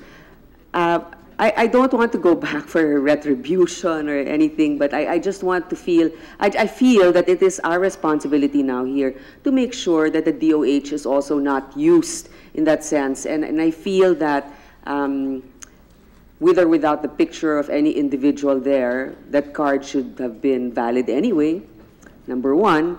And number two, perhaps we've learned our lessons about things like that, and hopefully it won't be repeated. These are just a few of our observations, unless my seatmate wants to add something here. The late father was also a candidate, Mr. Secretary. As were you. No, but this is just, we have to learn from history. That is policy issue. It's a policy issue, sir, and I know that you've already served in many branches of government, GSIS, and usually chairman of the board. Aside from that, CSC, you come from a long line of academics, so we don't question your integrity, but perhaps there's always a first time for something, but we need to learn from that experience and hopefully not repeat. Another issue for me is, I know, sinasabi bugbog na talaga tong issue na to, pero wala kasi ako sa mga huling pagdinig, so ipagpatawad nyo at hindi rin ako nakakasama dun sa pagdinig sa Senado. Kasi kulang pa ang oras kay sa Vice Chair. So, tatanungin ko na lang po kayo ngayon dito kasi pumayag na yung Sanofi na i-refund ang mga hindi pa nagagamit na gamot, di ba? Pero, hindi sila pumapayag dun sa mga naipamahagi na. Ngayon, Ang tanong ko, ano ba ang posisyon ninyo personally ukol dito? Alam ko marami pa dapat na pag-aaral at pagsusuri at mga autopsy reports, pero hindi ba dapat full refund ang Sanofi? Yun po ang amin pinadalang kasulatan sa kanila na ibalik pati yung mga halaga ng mga gamit na mga bakuna po. At naibalik naman po nila sa unang yugto yung 1.16 billion for the unused vaccines. And ito pong pangalawang sulat namin, sinabi namin sa kanila na may basis po kami in law. And yung pong civil code provision na kapag isang produkto na sinabi mo ay safe, yun po ang kanilang claim, ano po, at tapos may lumabas na ganito nung ginagamit na, meron po tayong malinaw na batas sa civil code na dapat ay ito na ba yun sa civil code?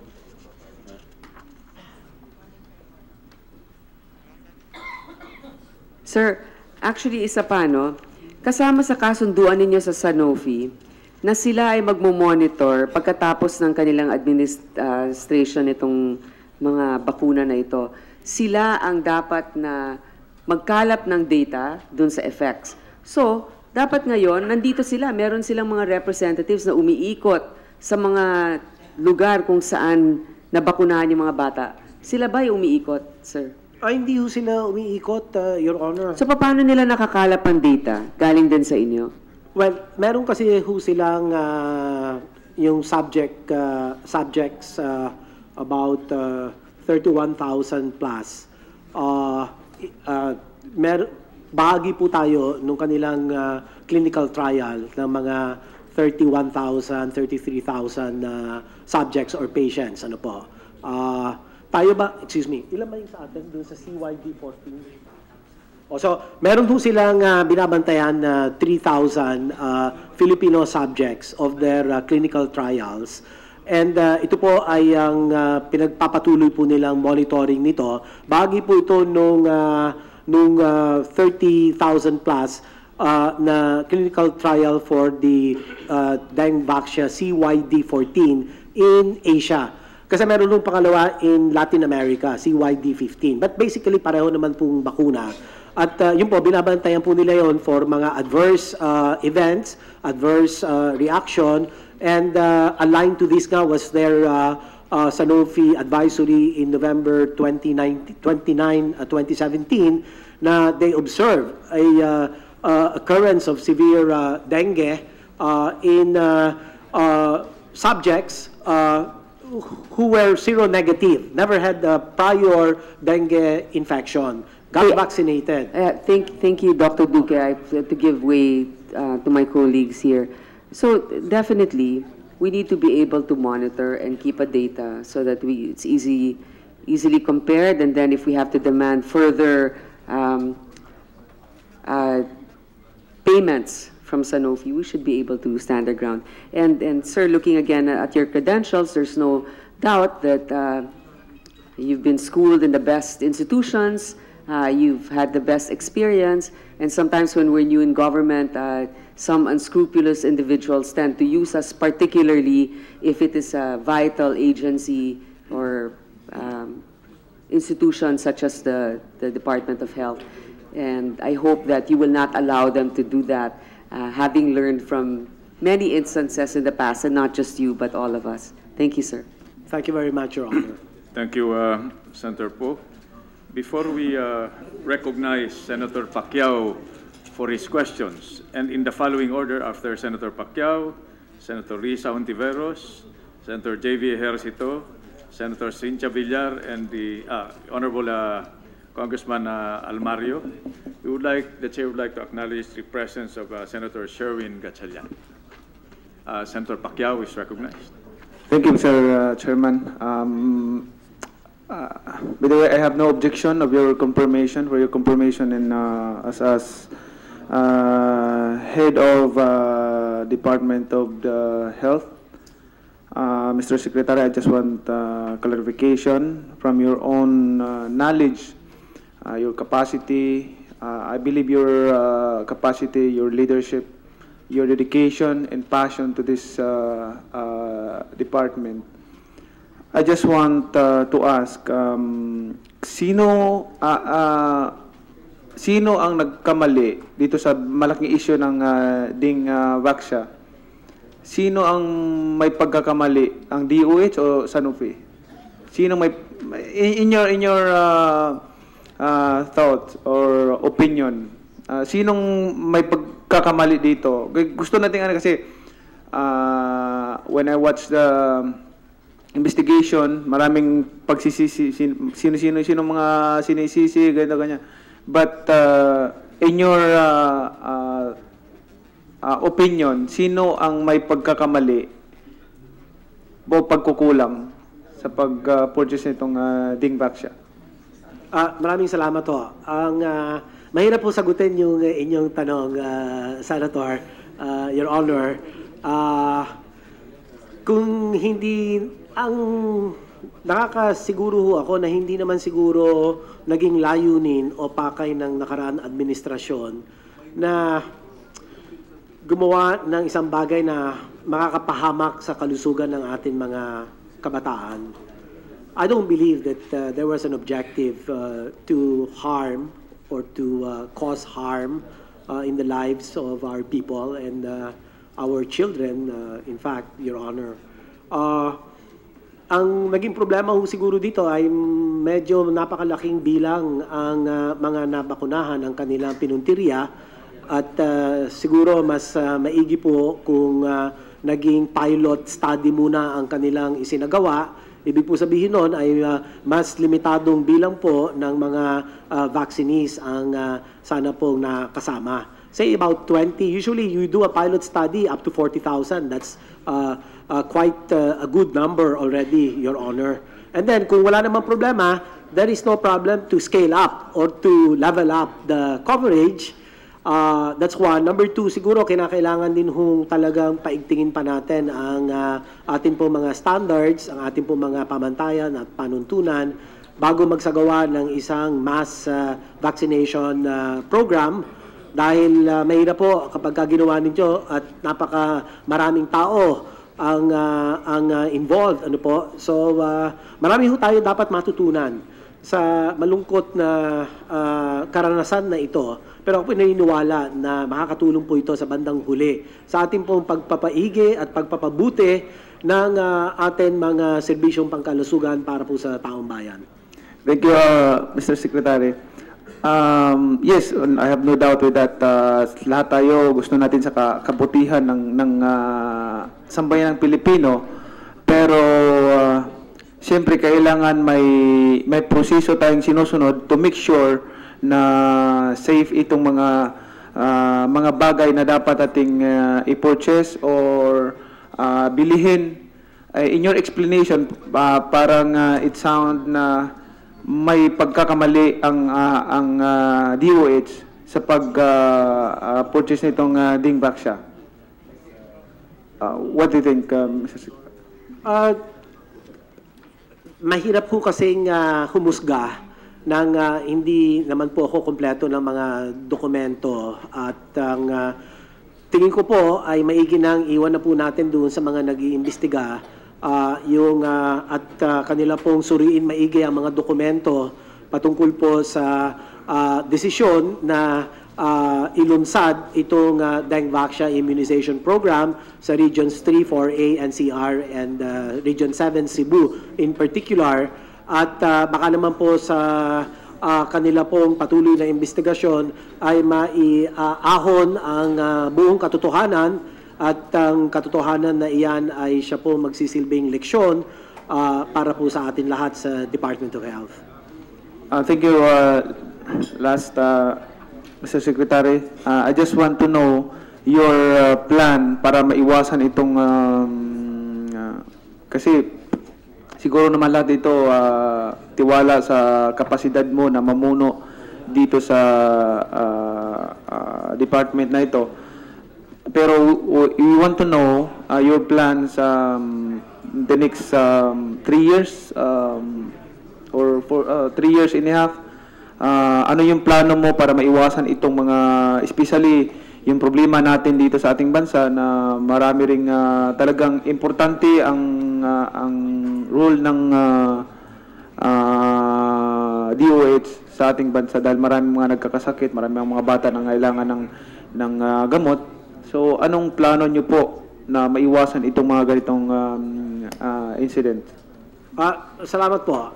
Balak po namin at inumpisa na po namin ripasuhin ang lahat po ng mga guidelines patungkol po sa mga paglunsad o pagsulong ng mga mahalaga at makabuluhan na programang pangkalusugan. Ito po mga guidelines, napakamahalaga po ito eh.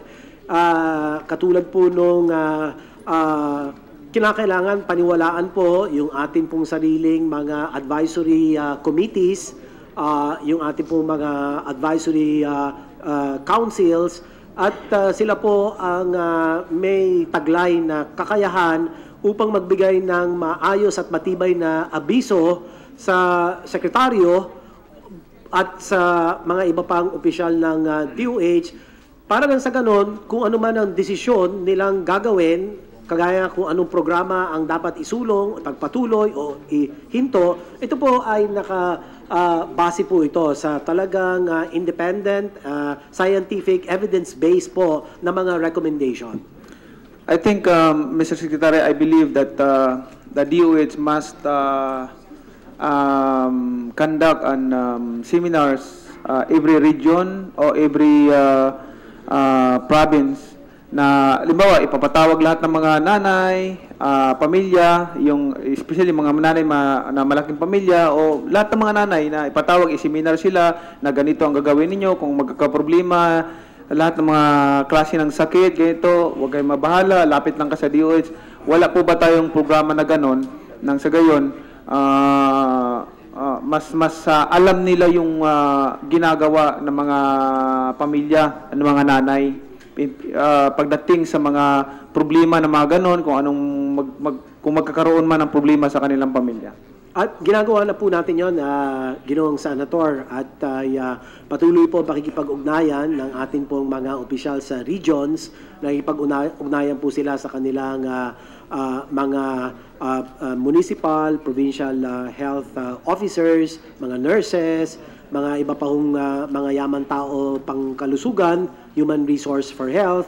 At so patuloy po ito na ibinababa po natin ang mga kinakailangan impormasyon, yung Information, Education, Communications Campaign patungkol po dito sa Dengue Vaxia at sa mga iba pa pong mga programang pangkalusugan.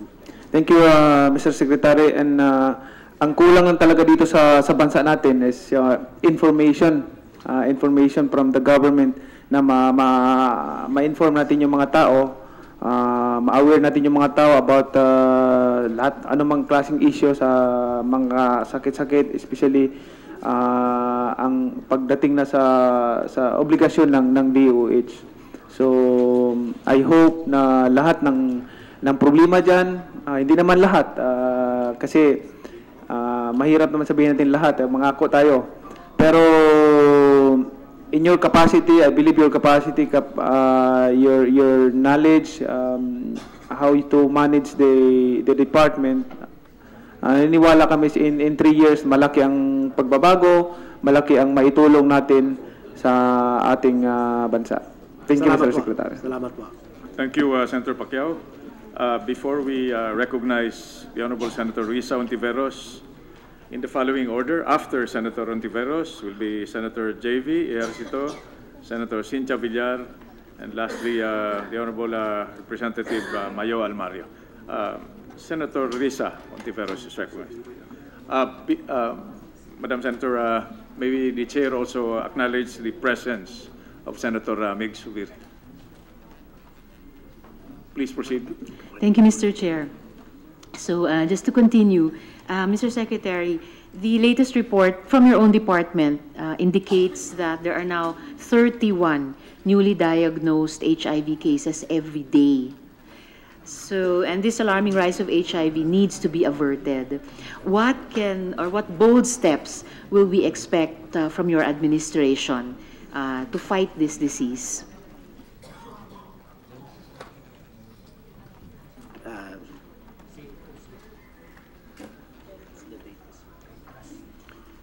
Tama po kayo, 31 ang newly diagnosed per day, Madam Senator. Total to this day, 2017, November, almost 50,000, 49,733. Since 1998, ano, since we started monitoring. I'm sorry, 84. Yes, ma'am. Okay. So, again, males are the most vulnerable population at 46,426. During my time, again, sorry if I keep referring to during my time, because it was then that we decided that the antiretroviral drugs or therapy be given for free, and because we thought then that the people did not want to or suspects, HIV AIDS suspects did not want to approach the DOH is because anong kanila maasahan? Wala. So sabi namin, bakit ayaw niyo pumunta? Eh, sinisigil pa kami sa gamot ng HIV. And even then, during that time, sabi ho namin sa kanila, ililibre na ho natin ito para lang talagang hindi na maging dahilan na sa kanilang pagdadalawang isip sa pagpunta sa Department of Health.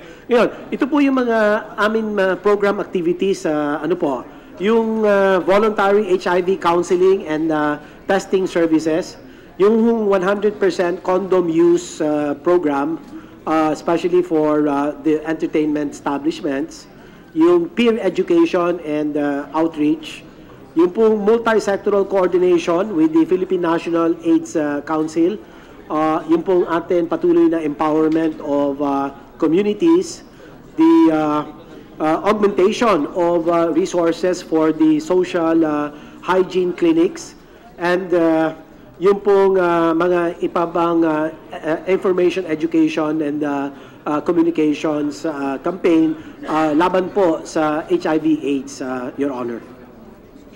Thank you, Good Secretary. Mr. Chairman, it's good to hear about these different components of your department's response to the HIV and AIDS epidemic.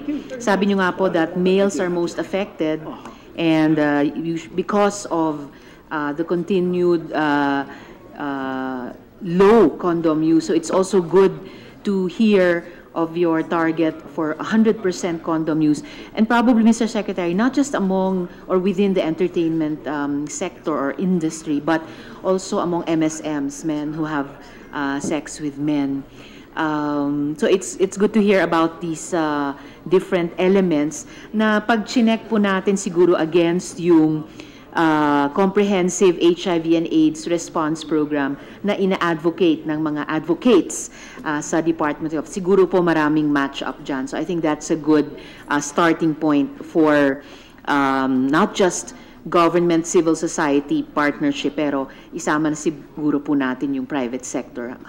Hikayating po nating sumali dyan. Moving on to my next question, Mr. Chairman, on the PhilHealth employees.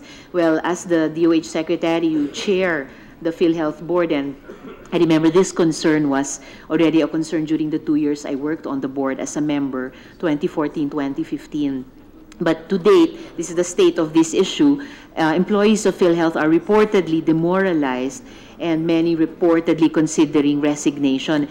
This after the benefits they used to enjoy, which I'd like to note, Mr. Secretary, were already lower than most GOCCs. These benefits were removed. Now they could be the only GOCC using the salary standardization law as basis for their compensation. And I asked this, Mr. Secretary, during the budget hearing before you were appointed, during the budget hearing for DOH, including PhilHealth. So as chair of the PhilHealth Board, what is your move to address this issue of parity of benefits vis-a-vis other GOCCs and in reference to the SSL? Your Honor, the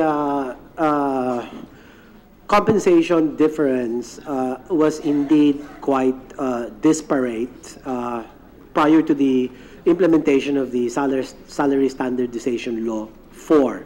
I understand that the Salary Standardization SSL 4 has somehow narrowed that disparity or the gap in the compensation of PhilHealth employees vis-a-vis the compensation of other GOCCs.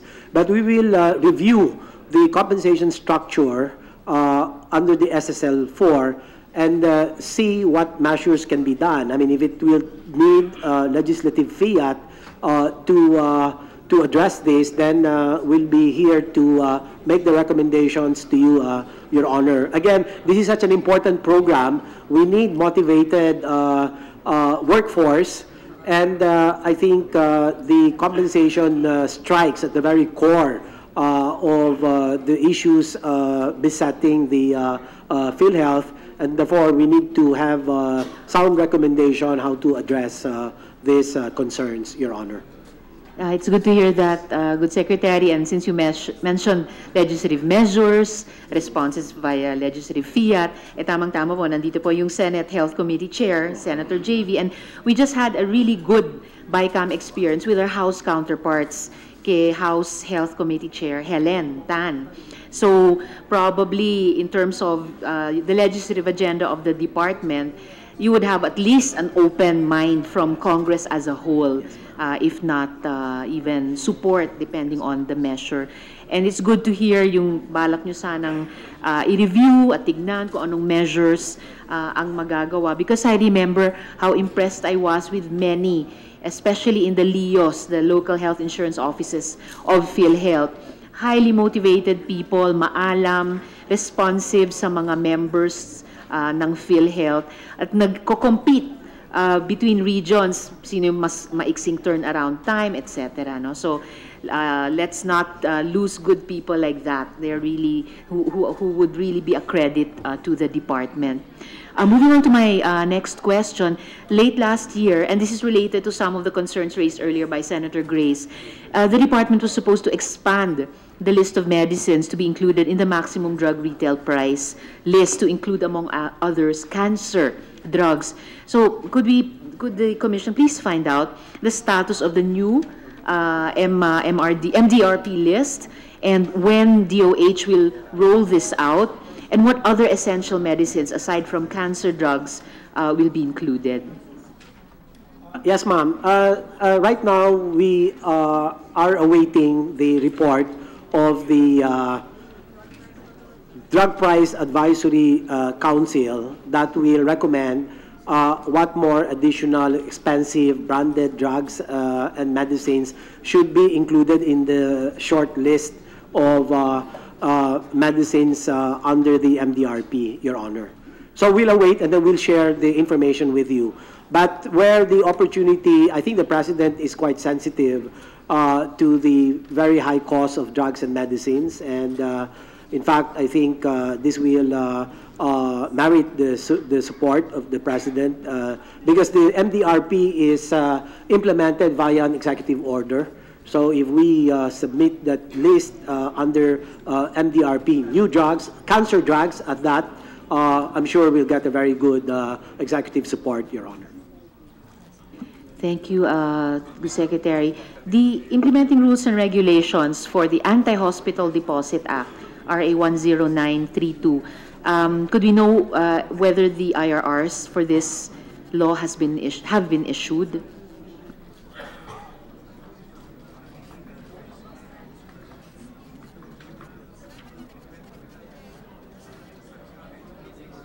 I understand. I was just reminded that we just, in fact, approved this in the EXICOM last month, Your Honor. So we'll gladly provide you with a copy of the IRR, Your Honor. Thank you, good Secretary. Because after this, we intend to file a bill to amend the anti-hospital detention law to make sure that no patients are made to stay in hospitals longer than necessary on account of their inability to pay. And we look forward to the DOH's participation in that. And for my last question, Mr. Secretary, barangay health workers are critical health human resources in the country, especially in their local communities, and their roles in implementing the department's programs at the community level are very important. What are the plans of the department insofar as advancing the welfare of our BHWs in terms of capacity building and benefits? Well, right off, ma'am, we're giving, I understand, trainings and orientation in the manner by which our DOH health programs in coordination with the local government units, because again, the health programs have been devolved actually to the LGUs. But of course, the very strong coordination between the two is indeed vital, and the barangay health workers, being the foot soldiers for health, we do capacity building. One, they're treatment partners insofar as TB DOTS program is concerned. They are members of our the Butika ng Barangay operations, which we might have to revive as per a recommendation from the floor, and of course other DOH programs and projects.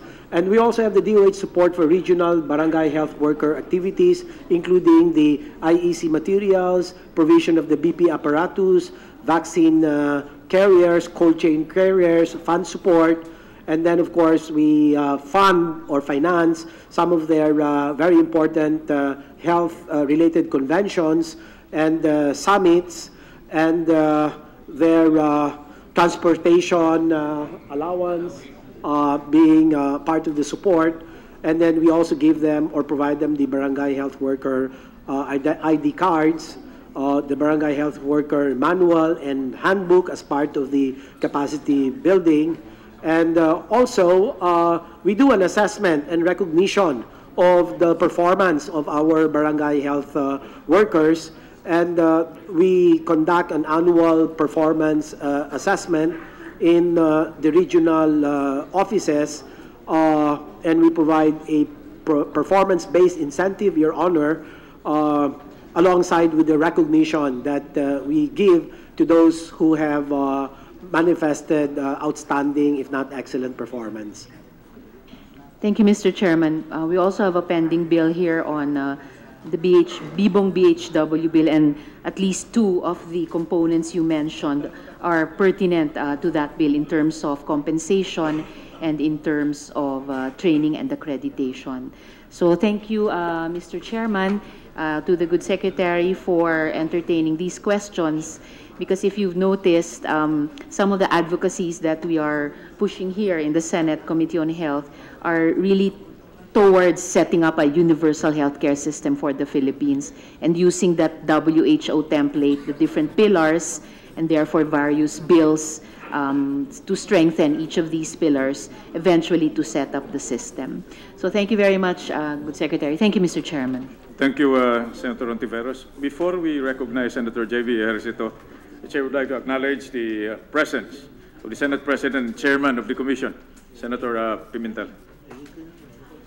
Senator J.V. Ejercito is recognized. Yes, thank you, Mr. Chair. Anyway, I'd just like to, I've been with the Secretary for the past 4 or 5 hearings, during the exhaustive hearings chaired by Chairman Gordon with regards to the Dembaksya issue. And I would say, Mr. Chair, that this is not the opportune time for someone to step in the shoes of the DOH Secretary, considering that there's so many challenges that the department is facing right now.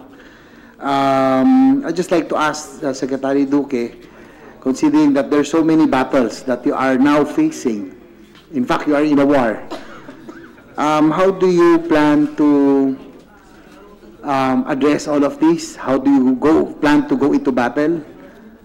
If I may put it, as you assume your role as Secretary. So many battles, no? Demoralized employees, merong issue of mafia, Dembaksya issue. So there are just too many battles that the current Secretary of Health is now facing. Very difficult question to answer, Your Honor, but I guess what is important is to really put the organization together. We need to ensure that we have a motivated, energized workforce. And sometimes many of these will not necessarily require additional investments. What is needed is more personal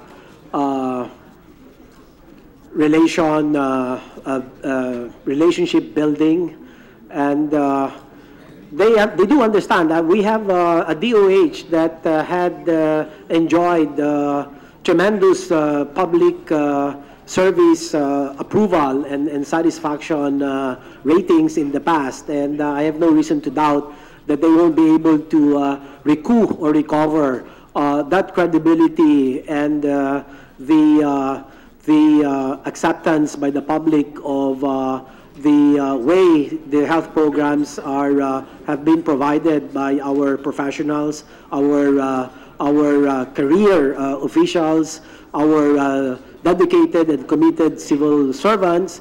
And you're right, we're fighting too many battles in too many fronts. But again, each one, I guess, would need a specific set of strategies, and we're banding together to make sure that the solutions that we formulate or craft are indeed appropriate and effective, and we'll be able to solve a lot of these burning issues, health issues of the day.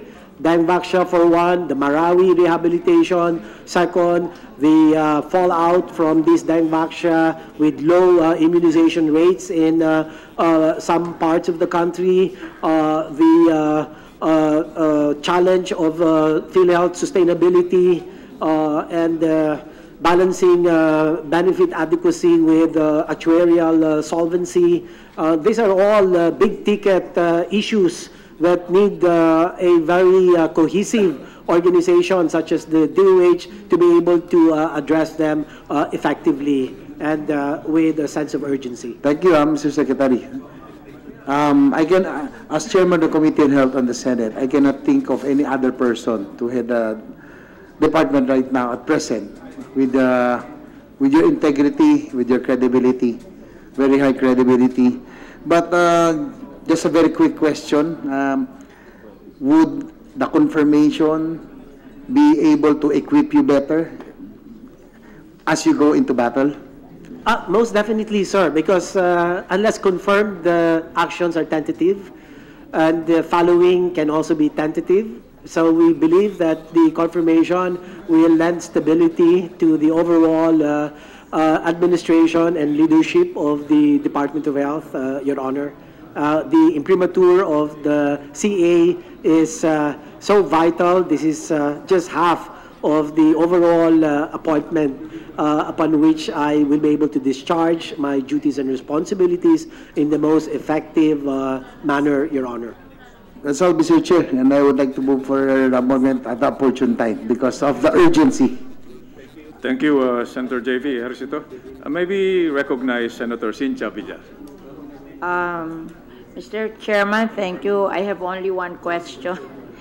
As Chairman of the Senate Committee on Environment, with the oversight function over the implementation of the continuing mandamus issued by the Supreme Court in 2008 to clean up Manila Bay, instructing 13 national government agencies, including DOH, and 175 local government units to clean up Manila Bay. And in this connection, I want to know what is the program of DOH, since under your Sustainable Development Goal number 6 calls for the Philippine government to ensure availability and sustainable management of water and sanitation for all. Under the said SDG number 6, it is a specific target that by 2030, we should have achieved access to adequate and equitable sanitation and hygiene for all and end open defecation, paying special needs to the needs of women, girls, and those in vulnerable situations. So I want to know your program to achieve this end to open defecation by 2030. Yes, ma'am, I'll just get a report from my staff.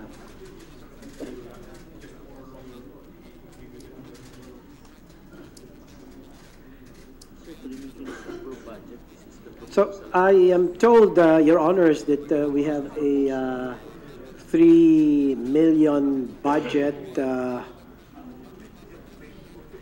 excuse me, it's a paltry budget, Your Honor, 3 million for in line with your advocacy, Madam President, Madam Senator.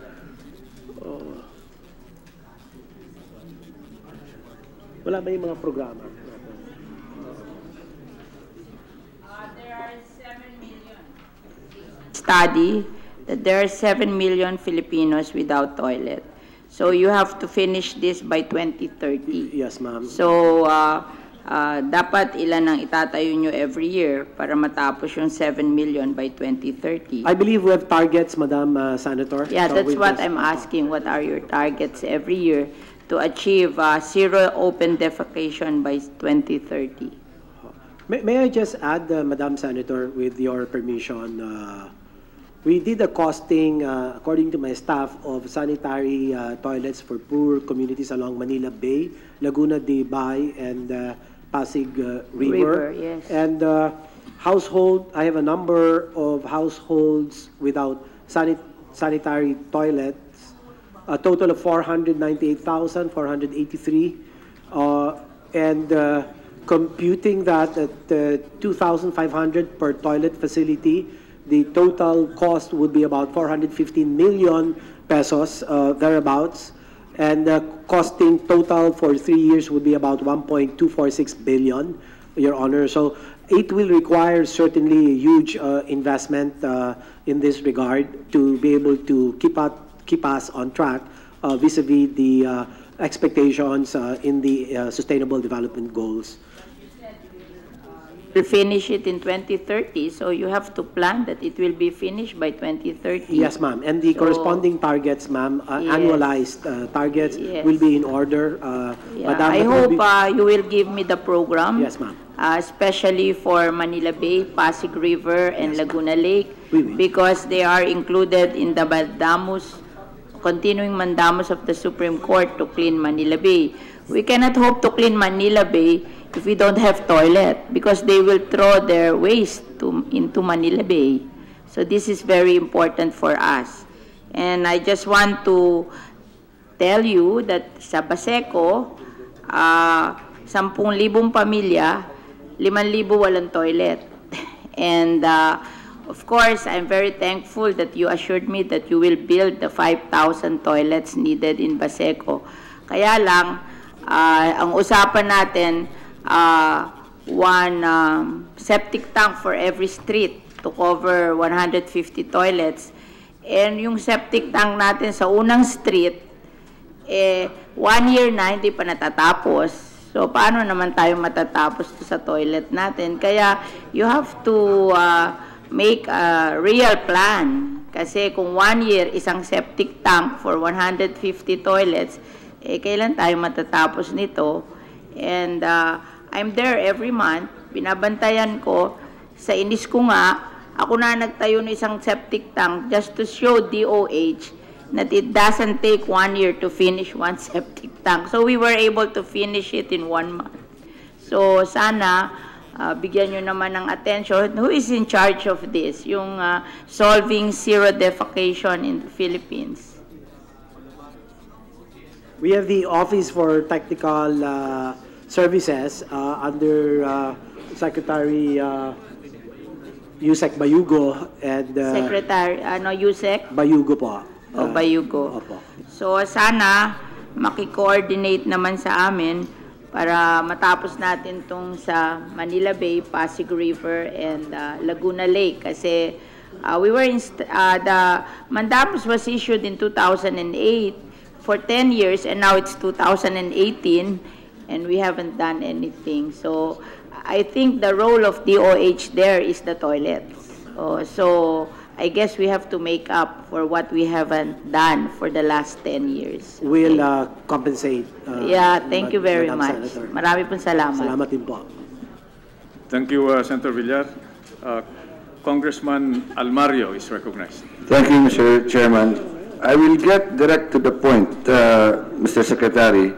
I'd like to call your attention to the National Health Insurance Act of 2013 as amended by RA 10606. Section 36 thereof, and the title is Role of Local Government Units. There are 3 paragraphs, but I'll quote the second paragraph. To augment their funds, LGUs shall invest the capitation payments given to them by the Corporation on Health, on health infrastructures or equipment, professional fees, drugs and supplies, or information technology and database. And then I'll quote the last paragraph. Provided further that the capitation payments shall be segregated and placed into a special trust fund created by the LGUs and be accessed for the use of such mandated purpose. Mr. Secretary, you have been the head of PhilHealth and the Secretary of DOH in 1995? 2005. 2005. Yes, sir. And the return of the comeback this time. But that provision has been consistently violated by many LGUs. For what reason, I don't know, Mr. Secretary. But what is the effect? The capitation fund is a form of reimbursement by PhilHealth to the LGU hospital. Yes, sir. And the law says that reimbursement must be put in a trust fund to be used exclusively for medical-related expenses. The violation is most LGUs did not and have not yet created that trust fund so that the reimbursement goes to the Gen Fund. And once it is lodged in the Gen Fund, General Fund, then it can be used for any other purpose not related to medical concerns. It can be used for the hiring of a job order personnel for tourism. It can be used for engineering. It can be used for travel. What is the effect of that, Mr. Secretary? Most of the LGU operate, no, I will not say most, no, but there are a number of LGU-operated hospitals which lack basic medicines, basic equipment. I will cite the case of Bantayan District Hospital in Cebu, in the district of my colleague, Congressman Salimbangon. Bantayan has a population of 200,000, almost 200,000.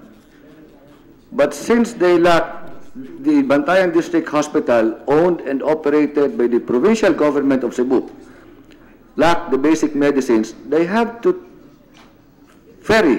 take their patients to the nearest DOH-operated hospital, which is Vicente Soto, 8 hours away from Bantayan. In some provincial hospitals, Mr. Secretary, pati dextrose, pasyente pa ang bibili. But they have capitation fund. Again, the problem is, hindi na de-deposit sa trust fund. Sinabi ko na to before, I've also discussed this with you. I would like to find out if really, under your watch, there will be a firm commitment to compel LGUs to put up the trust fund as mandated by Section 36 of the PhilHealth Health Insurance Act. Yes, Your Honor. In fact, I was told that now I think we have communicated this by way of a circular that unless the LGU establishes its trust fund, we will no longer accredit their facility and their RHUs, Your Honor. So I think this is the more effective way to ensure that the trust fund account is really established and to make sure that the reimbursements through the capitation will be truly plowed back for health programs and development efforts. Well, that is Your Honor. one way of approaching the problem, Mr. Secretary. But again, the effect of delisting them, these hospitals, will be detrimental to the patients naman. Because some of the hospitals are being downgraded from a provincial hospital to infirmary. We have extended the moratorium. Yes, sir. okay. So, is there no other way of compelling LGUs to put up the trust fund other than delisting them? Because when you do that, you're disciplining them to the detriment naman of patients needing the services of the hospital. We'll explore other measures, Your Honor, how we can effectively ensure that LGUs do set up their trust funds. And we'll have to explore and study what are the other available options short of this accreditation or renewal of accreditation of their health facilities. Because I understand your concern, mawawalan naman ng pupuntahan yung mga pasyente, lalo na in areas where the facilities are too few and far between. So we will look at in the other options. But going to addressing your second concern about lack of equipment in the Bantayan District Hospital, we'll make an assessment of the situation there and find out the level of drugs and medicines and other reagents perhaps that are needed for doing laboratory diagnosis. For example, we'll identify the needs. We'll have a team who will assess the needs of the Bantayan District Hospital, Your Honor. Yes, thank you. For all other hospitals as well. I was about to say that for all other hospitals as well. Yes. I was just texting a PhilHealth personnel in my district, and he says that even the province, our province, does not yet have a trust fund for capitation. The second concern, and this will be my last among the many, Mr. Secretary, is the point that I raised in the last hearing about the possible renationalization of the health services. Renationalization. I'm glad that the SP President is here, Mr. Secretary, because as we discussed in the House, we would like to have your opinion on that.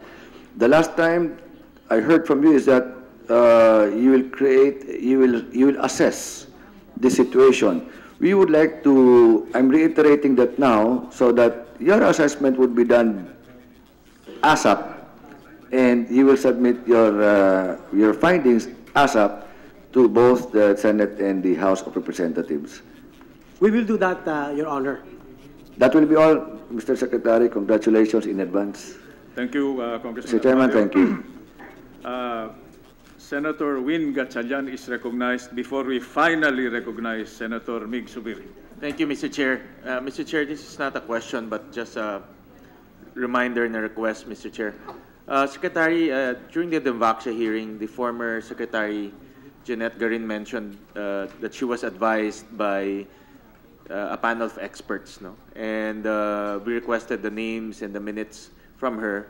Unfortunately, the Commission, the Blue Ribbon Committee hasn't received any of these documents. In the spirit of fairness, no? Considering that she's no longer in the department and she has no access to documents, minutes of the meetings, discussions, formal documents, may you furnish this committee as well as the Blue Ribbon Committee discussions on the recommendation of the Demvaksha to the previous secretary, the former Secretary Green, and also her team, no, for that matter. We just want to be fair, no? And we've been calling documents about Demvaksha, about the discussions of Demvaksha from the formulary committee, from the technical working group. But we just want to cover everything before we make statements and recommendations. And in the spirit of fairness, may you furnish this committee and also the Blue Ribbon Committee any discussion that pertains to the recommendation or not recommending Dengvaksha or the parameters before recommending Dengvaksha. That's pretty much a fair request, Mr. Secretary. We'll promptly comply with the directive, Your Honor, and I believe, though, that we have already submitted many of these documents, but we'll see if there are other documents that might not have been submitted, and therefore we'll provide the Blue Ribbon Committee with additional documents, Your Honor. Thank you, Mr. Secretary. Thank you. Thank you, Senator Gatchalian. Senator Mig Subiri is recognized. Thank you, Chairman. To the dear Secretary Duque, good friend of mine, you know, I already have my speech on your nomination in plenary. So mine is not a question, but more of a manifestation. Just like just like Senator Villar, who's has oversight functions in the Committee on Environment, I also have oversight functions in the Committee on Trade and Industry. I happen to be the chair of the Oversight Committee on the Cheaper Medicines Act. Now, Secretary, my manifestation is very simple. Your predecessor, Secretary Obial, had committed to us that she would come out with the price list, the recommended pricing of medicines, essential drugs needed by our people for hypertension, for diabetes, for liver disease, kidney disease. And although the Cheaper Medicines Act has brought down a lot of medicine, especially in particular generics, with the opening of generics, but these are simple medicines. This is for colds, for cough, for headaches, biogesic, paracetamol, etc., etc. So, ang gusto ko po sanang makuha ang statement sa inyo that you will follow through with Secretary Obial, because right now, and I need you to help me with the deliberations, there is in my committee a bill on the drug regulatory board to see that our drugs are not overpriced. Napakamahal ng gamot sa atin, Secretary. I know you know this. It's killing our people. I've had staff who died of cancer. We spent hundreds of thousands a month keeping them alive. If they were not staff of ours in the Senate, they would have been dead in a month's time or 2 months' time. That is what's happening to every single person here and their families. Napakamahal ng droga, and hindi ko maintindihan bakit sa India and sa Thailand, the same drugs of the same damn companies are 80% cheaper than what is being sold in the Philippines. It boggles my mind. And while we delay, these people are dying.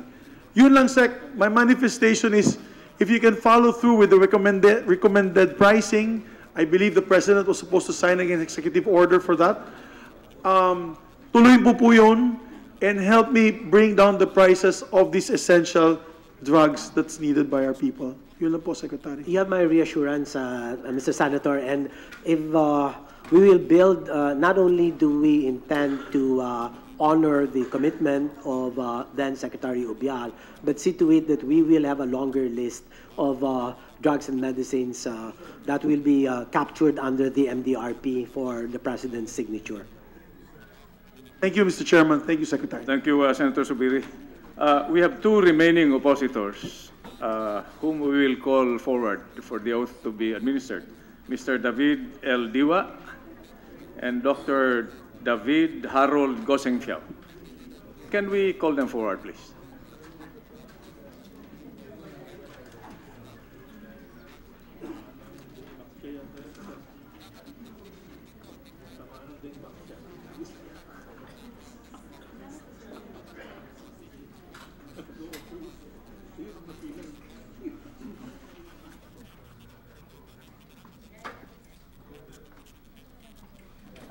Yes.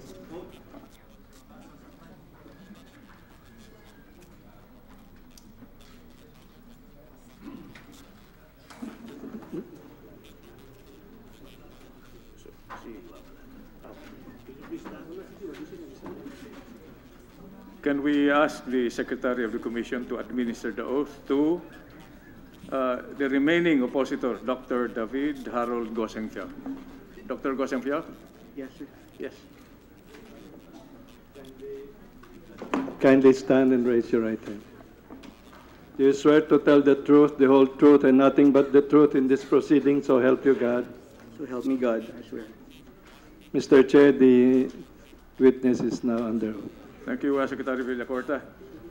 Dr. Gosengfiao, the committee has received your sworn opposition reflected in documentary Yes, sir. submissions. Now, this morning, now considering that you submitted these documents Only yesterday. Yes, only yesterday. But I understand. in the spirit of fairness, we will give you 3 minutes, Thank you very much. a liberal 3 minutes, to add to what you have already submitted, which the committee will deliberate on during the executive session after your 3 minutes. To add, sir. Yes, to add. 3 minutes. To add. To add to what you have already submitted in writing. Thank you. To recap first, the main issue here is that in 2007, PhilHealth, under then the leadership of Dr. Duque, entered into a memorandum of agreement with a private organization that gave them exclusive powers to decide who to pay for cataracts. And essentially, they gave them quasi-judicial powers. They delegated their quasi-judicial powers to this private organization. And as a result, many of our countrymen, especially the indigents, lost access to their PhilHealth benefits. That's the main essence. All right. Later on, that private organization changed their rules to make it even more anti-poor. And if I may read,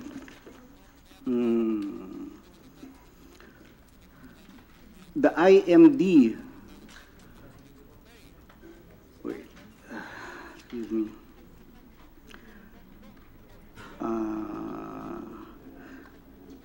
They said unethical recruitment. The IMD shall not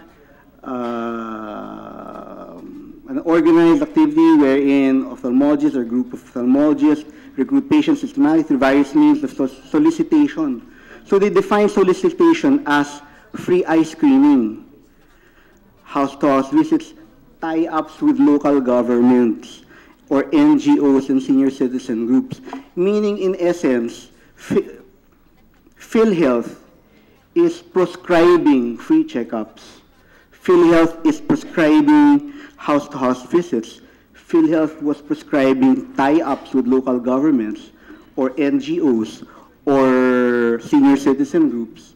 And that became the basis for what they called the cataract scam in 2015. Because many marginalized ophthalmologists tied up with or offered free eye screening or tied up with LGUs, they were called fraud.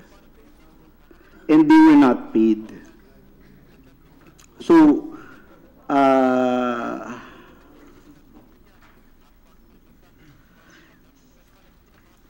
we complained to the PCC, the Philippine Competition Commission, and the Philippine Competition Commission already ruled that that memorandum of agreement is anti-competitive. However, it stopped at the enforcement office. It was not elevated to the commission level. So the memorandum of agreement was rescinded. However, the circulars are there. The circulars were there. More circulars were added. The annexes are here already in the... In short, Dr. Gosengfiao, everything you have just stated is contained in your written submissions. Okay, I'm going to... This is the part where I'm going to add. Yes, because... Yes, the 3 minutes, like yes. Yes, request you to wind up. Yes. Pardon? To wind up. You have 3 minutes. Why not? Why should... Wind up. Wind up. Yung Wind patapos up. na. Yes. We would like all of these corrected. That's the essence of it. We want all of this corrected because we cannot serve. Nobody can serve already. Everybody is afraid to serve the people. All the ophthalmologists who are willing to give service not beyond what PhilHealth will pay is afraid to do that. In fact, PhilHealth approaches hospitals who want to not bill above it. They say, you have to bill. So what's with that? I don't see it. Okay, Dr. Gosengfeld, thank you. Would Secretary Duque want to respond very briefly?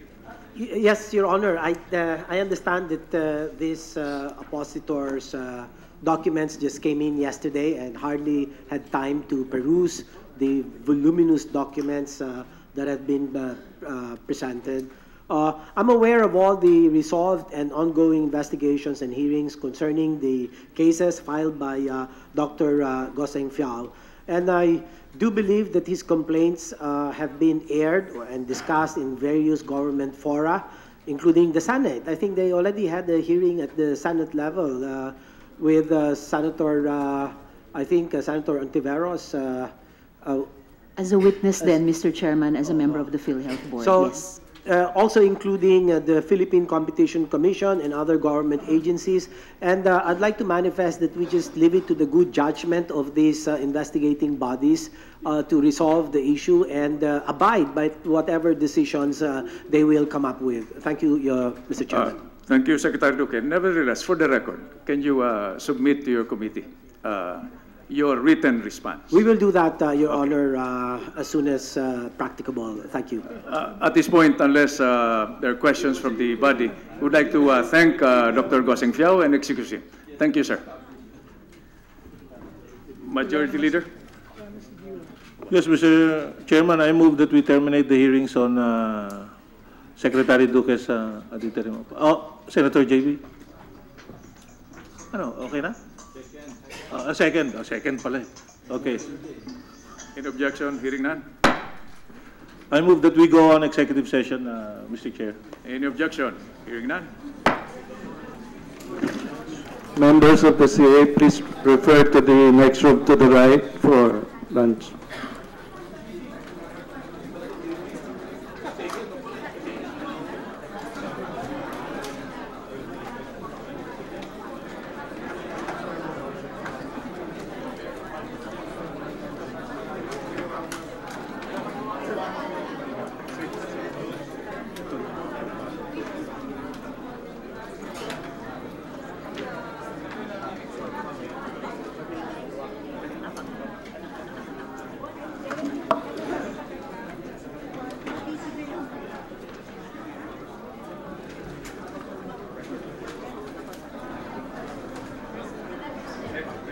Thank you, sir.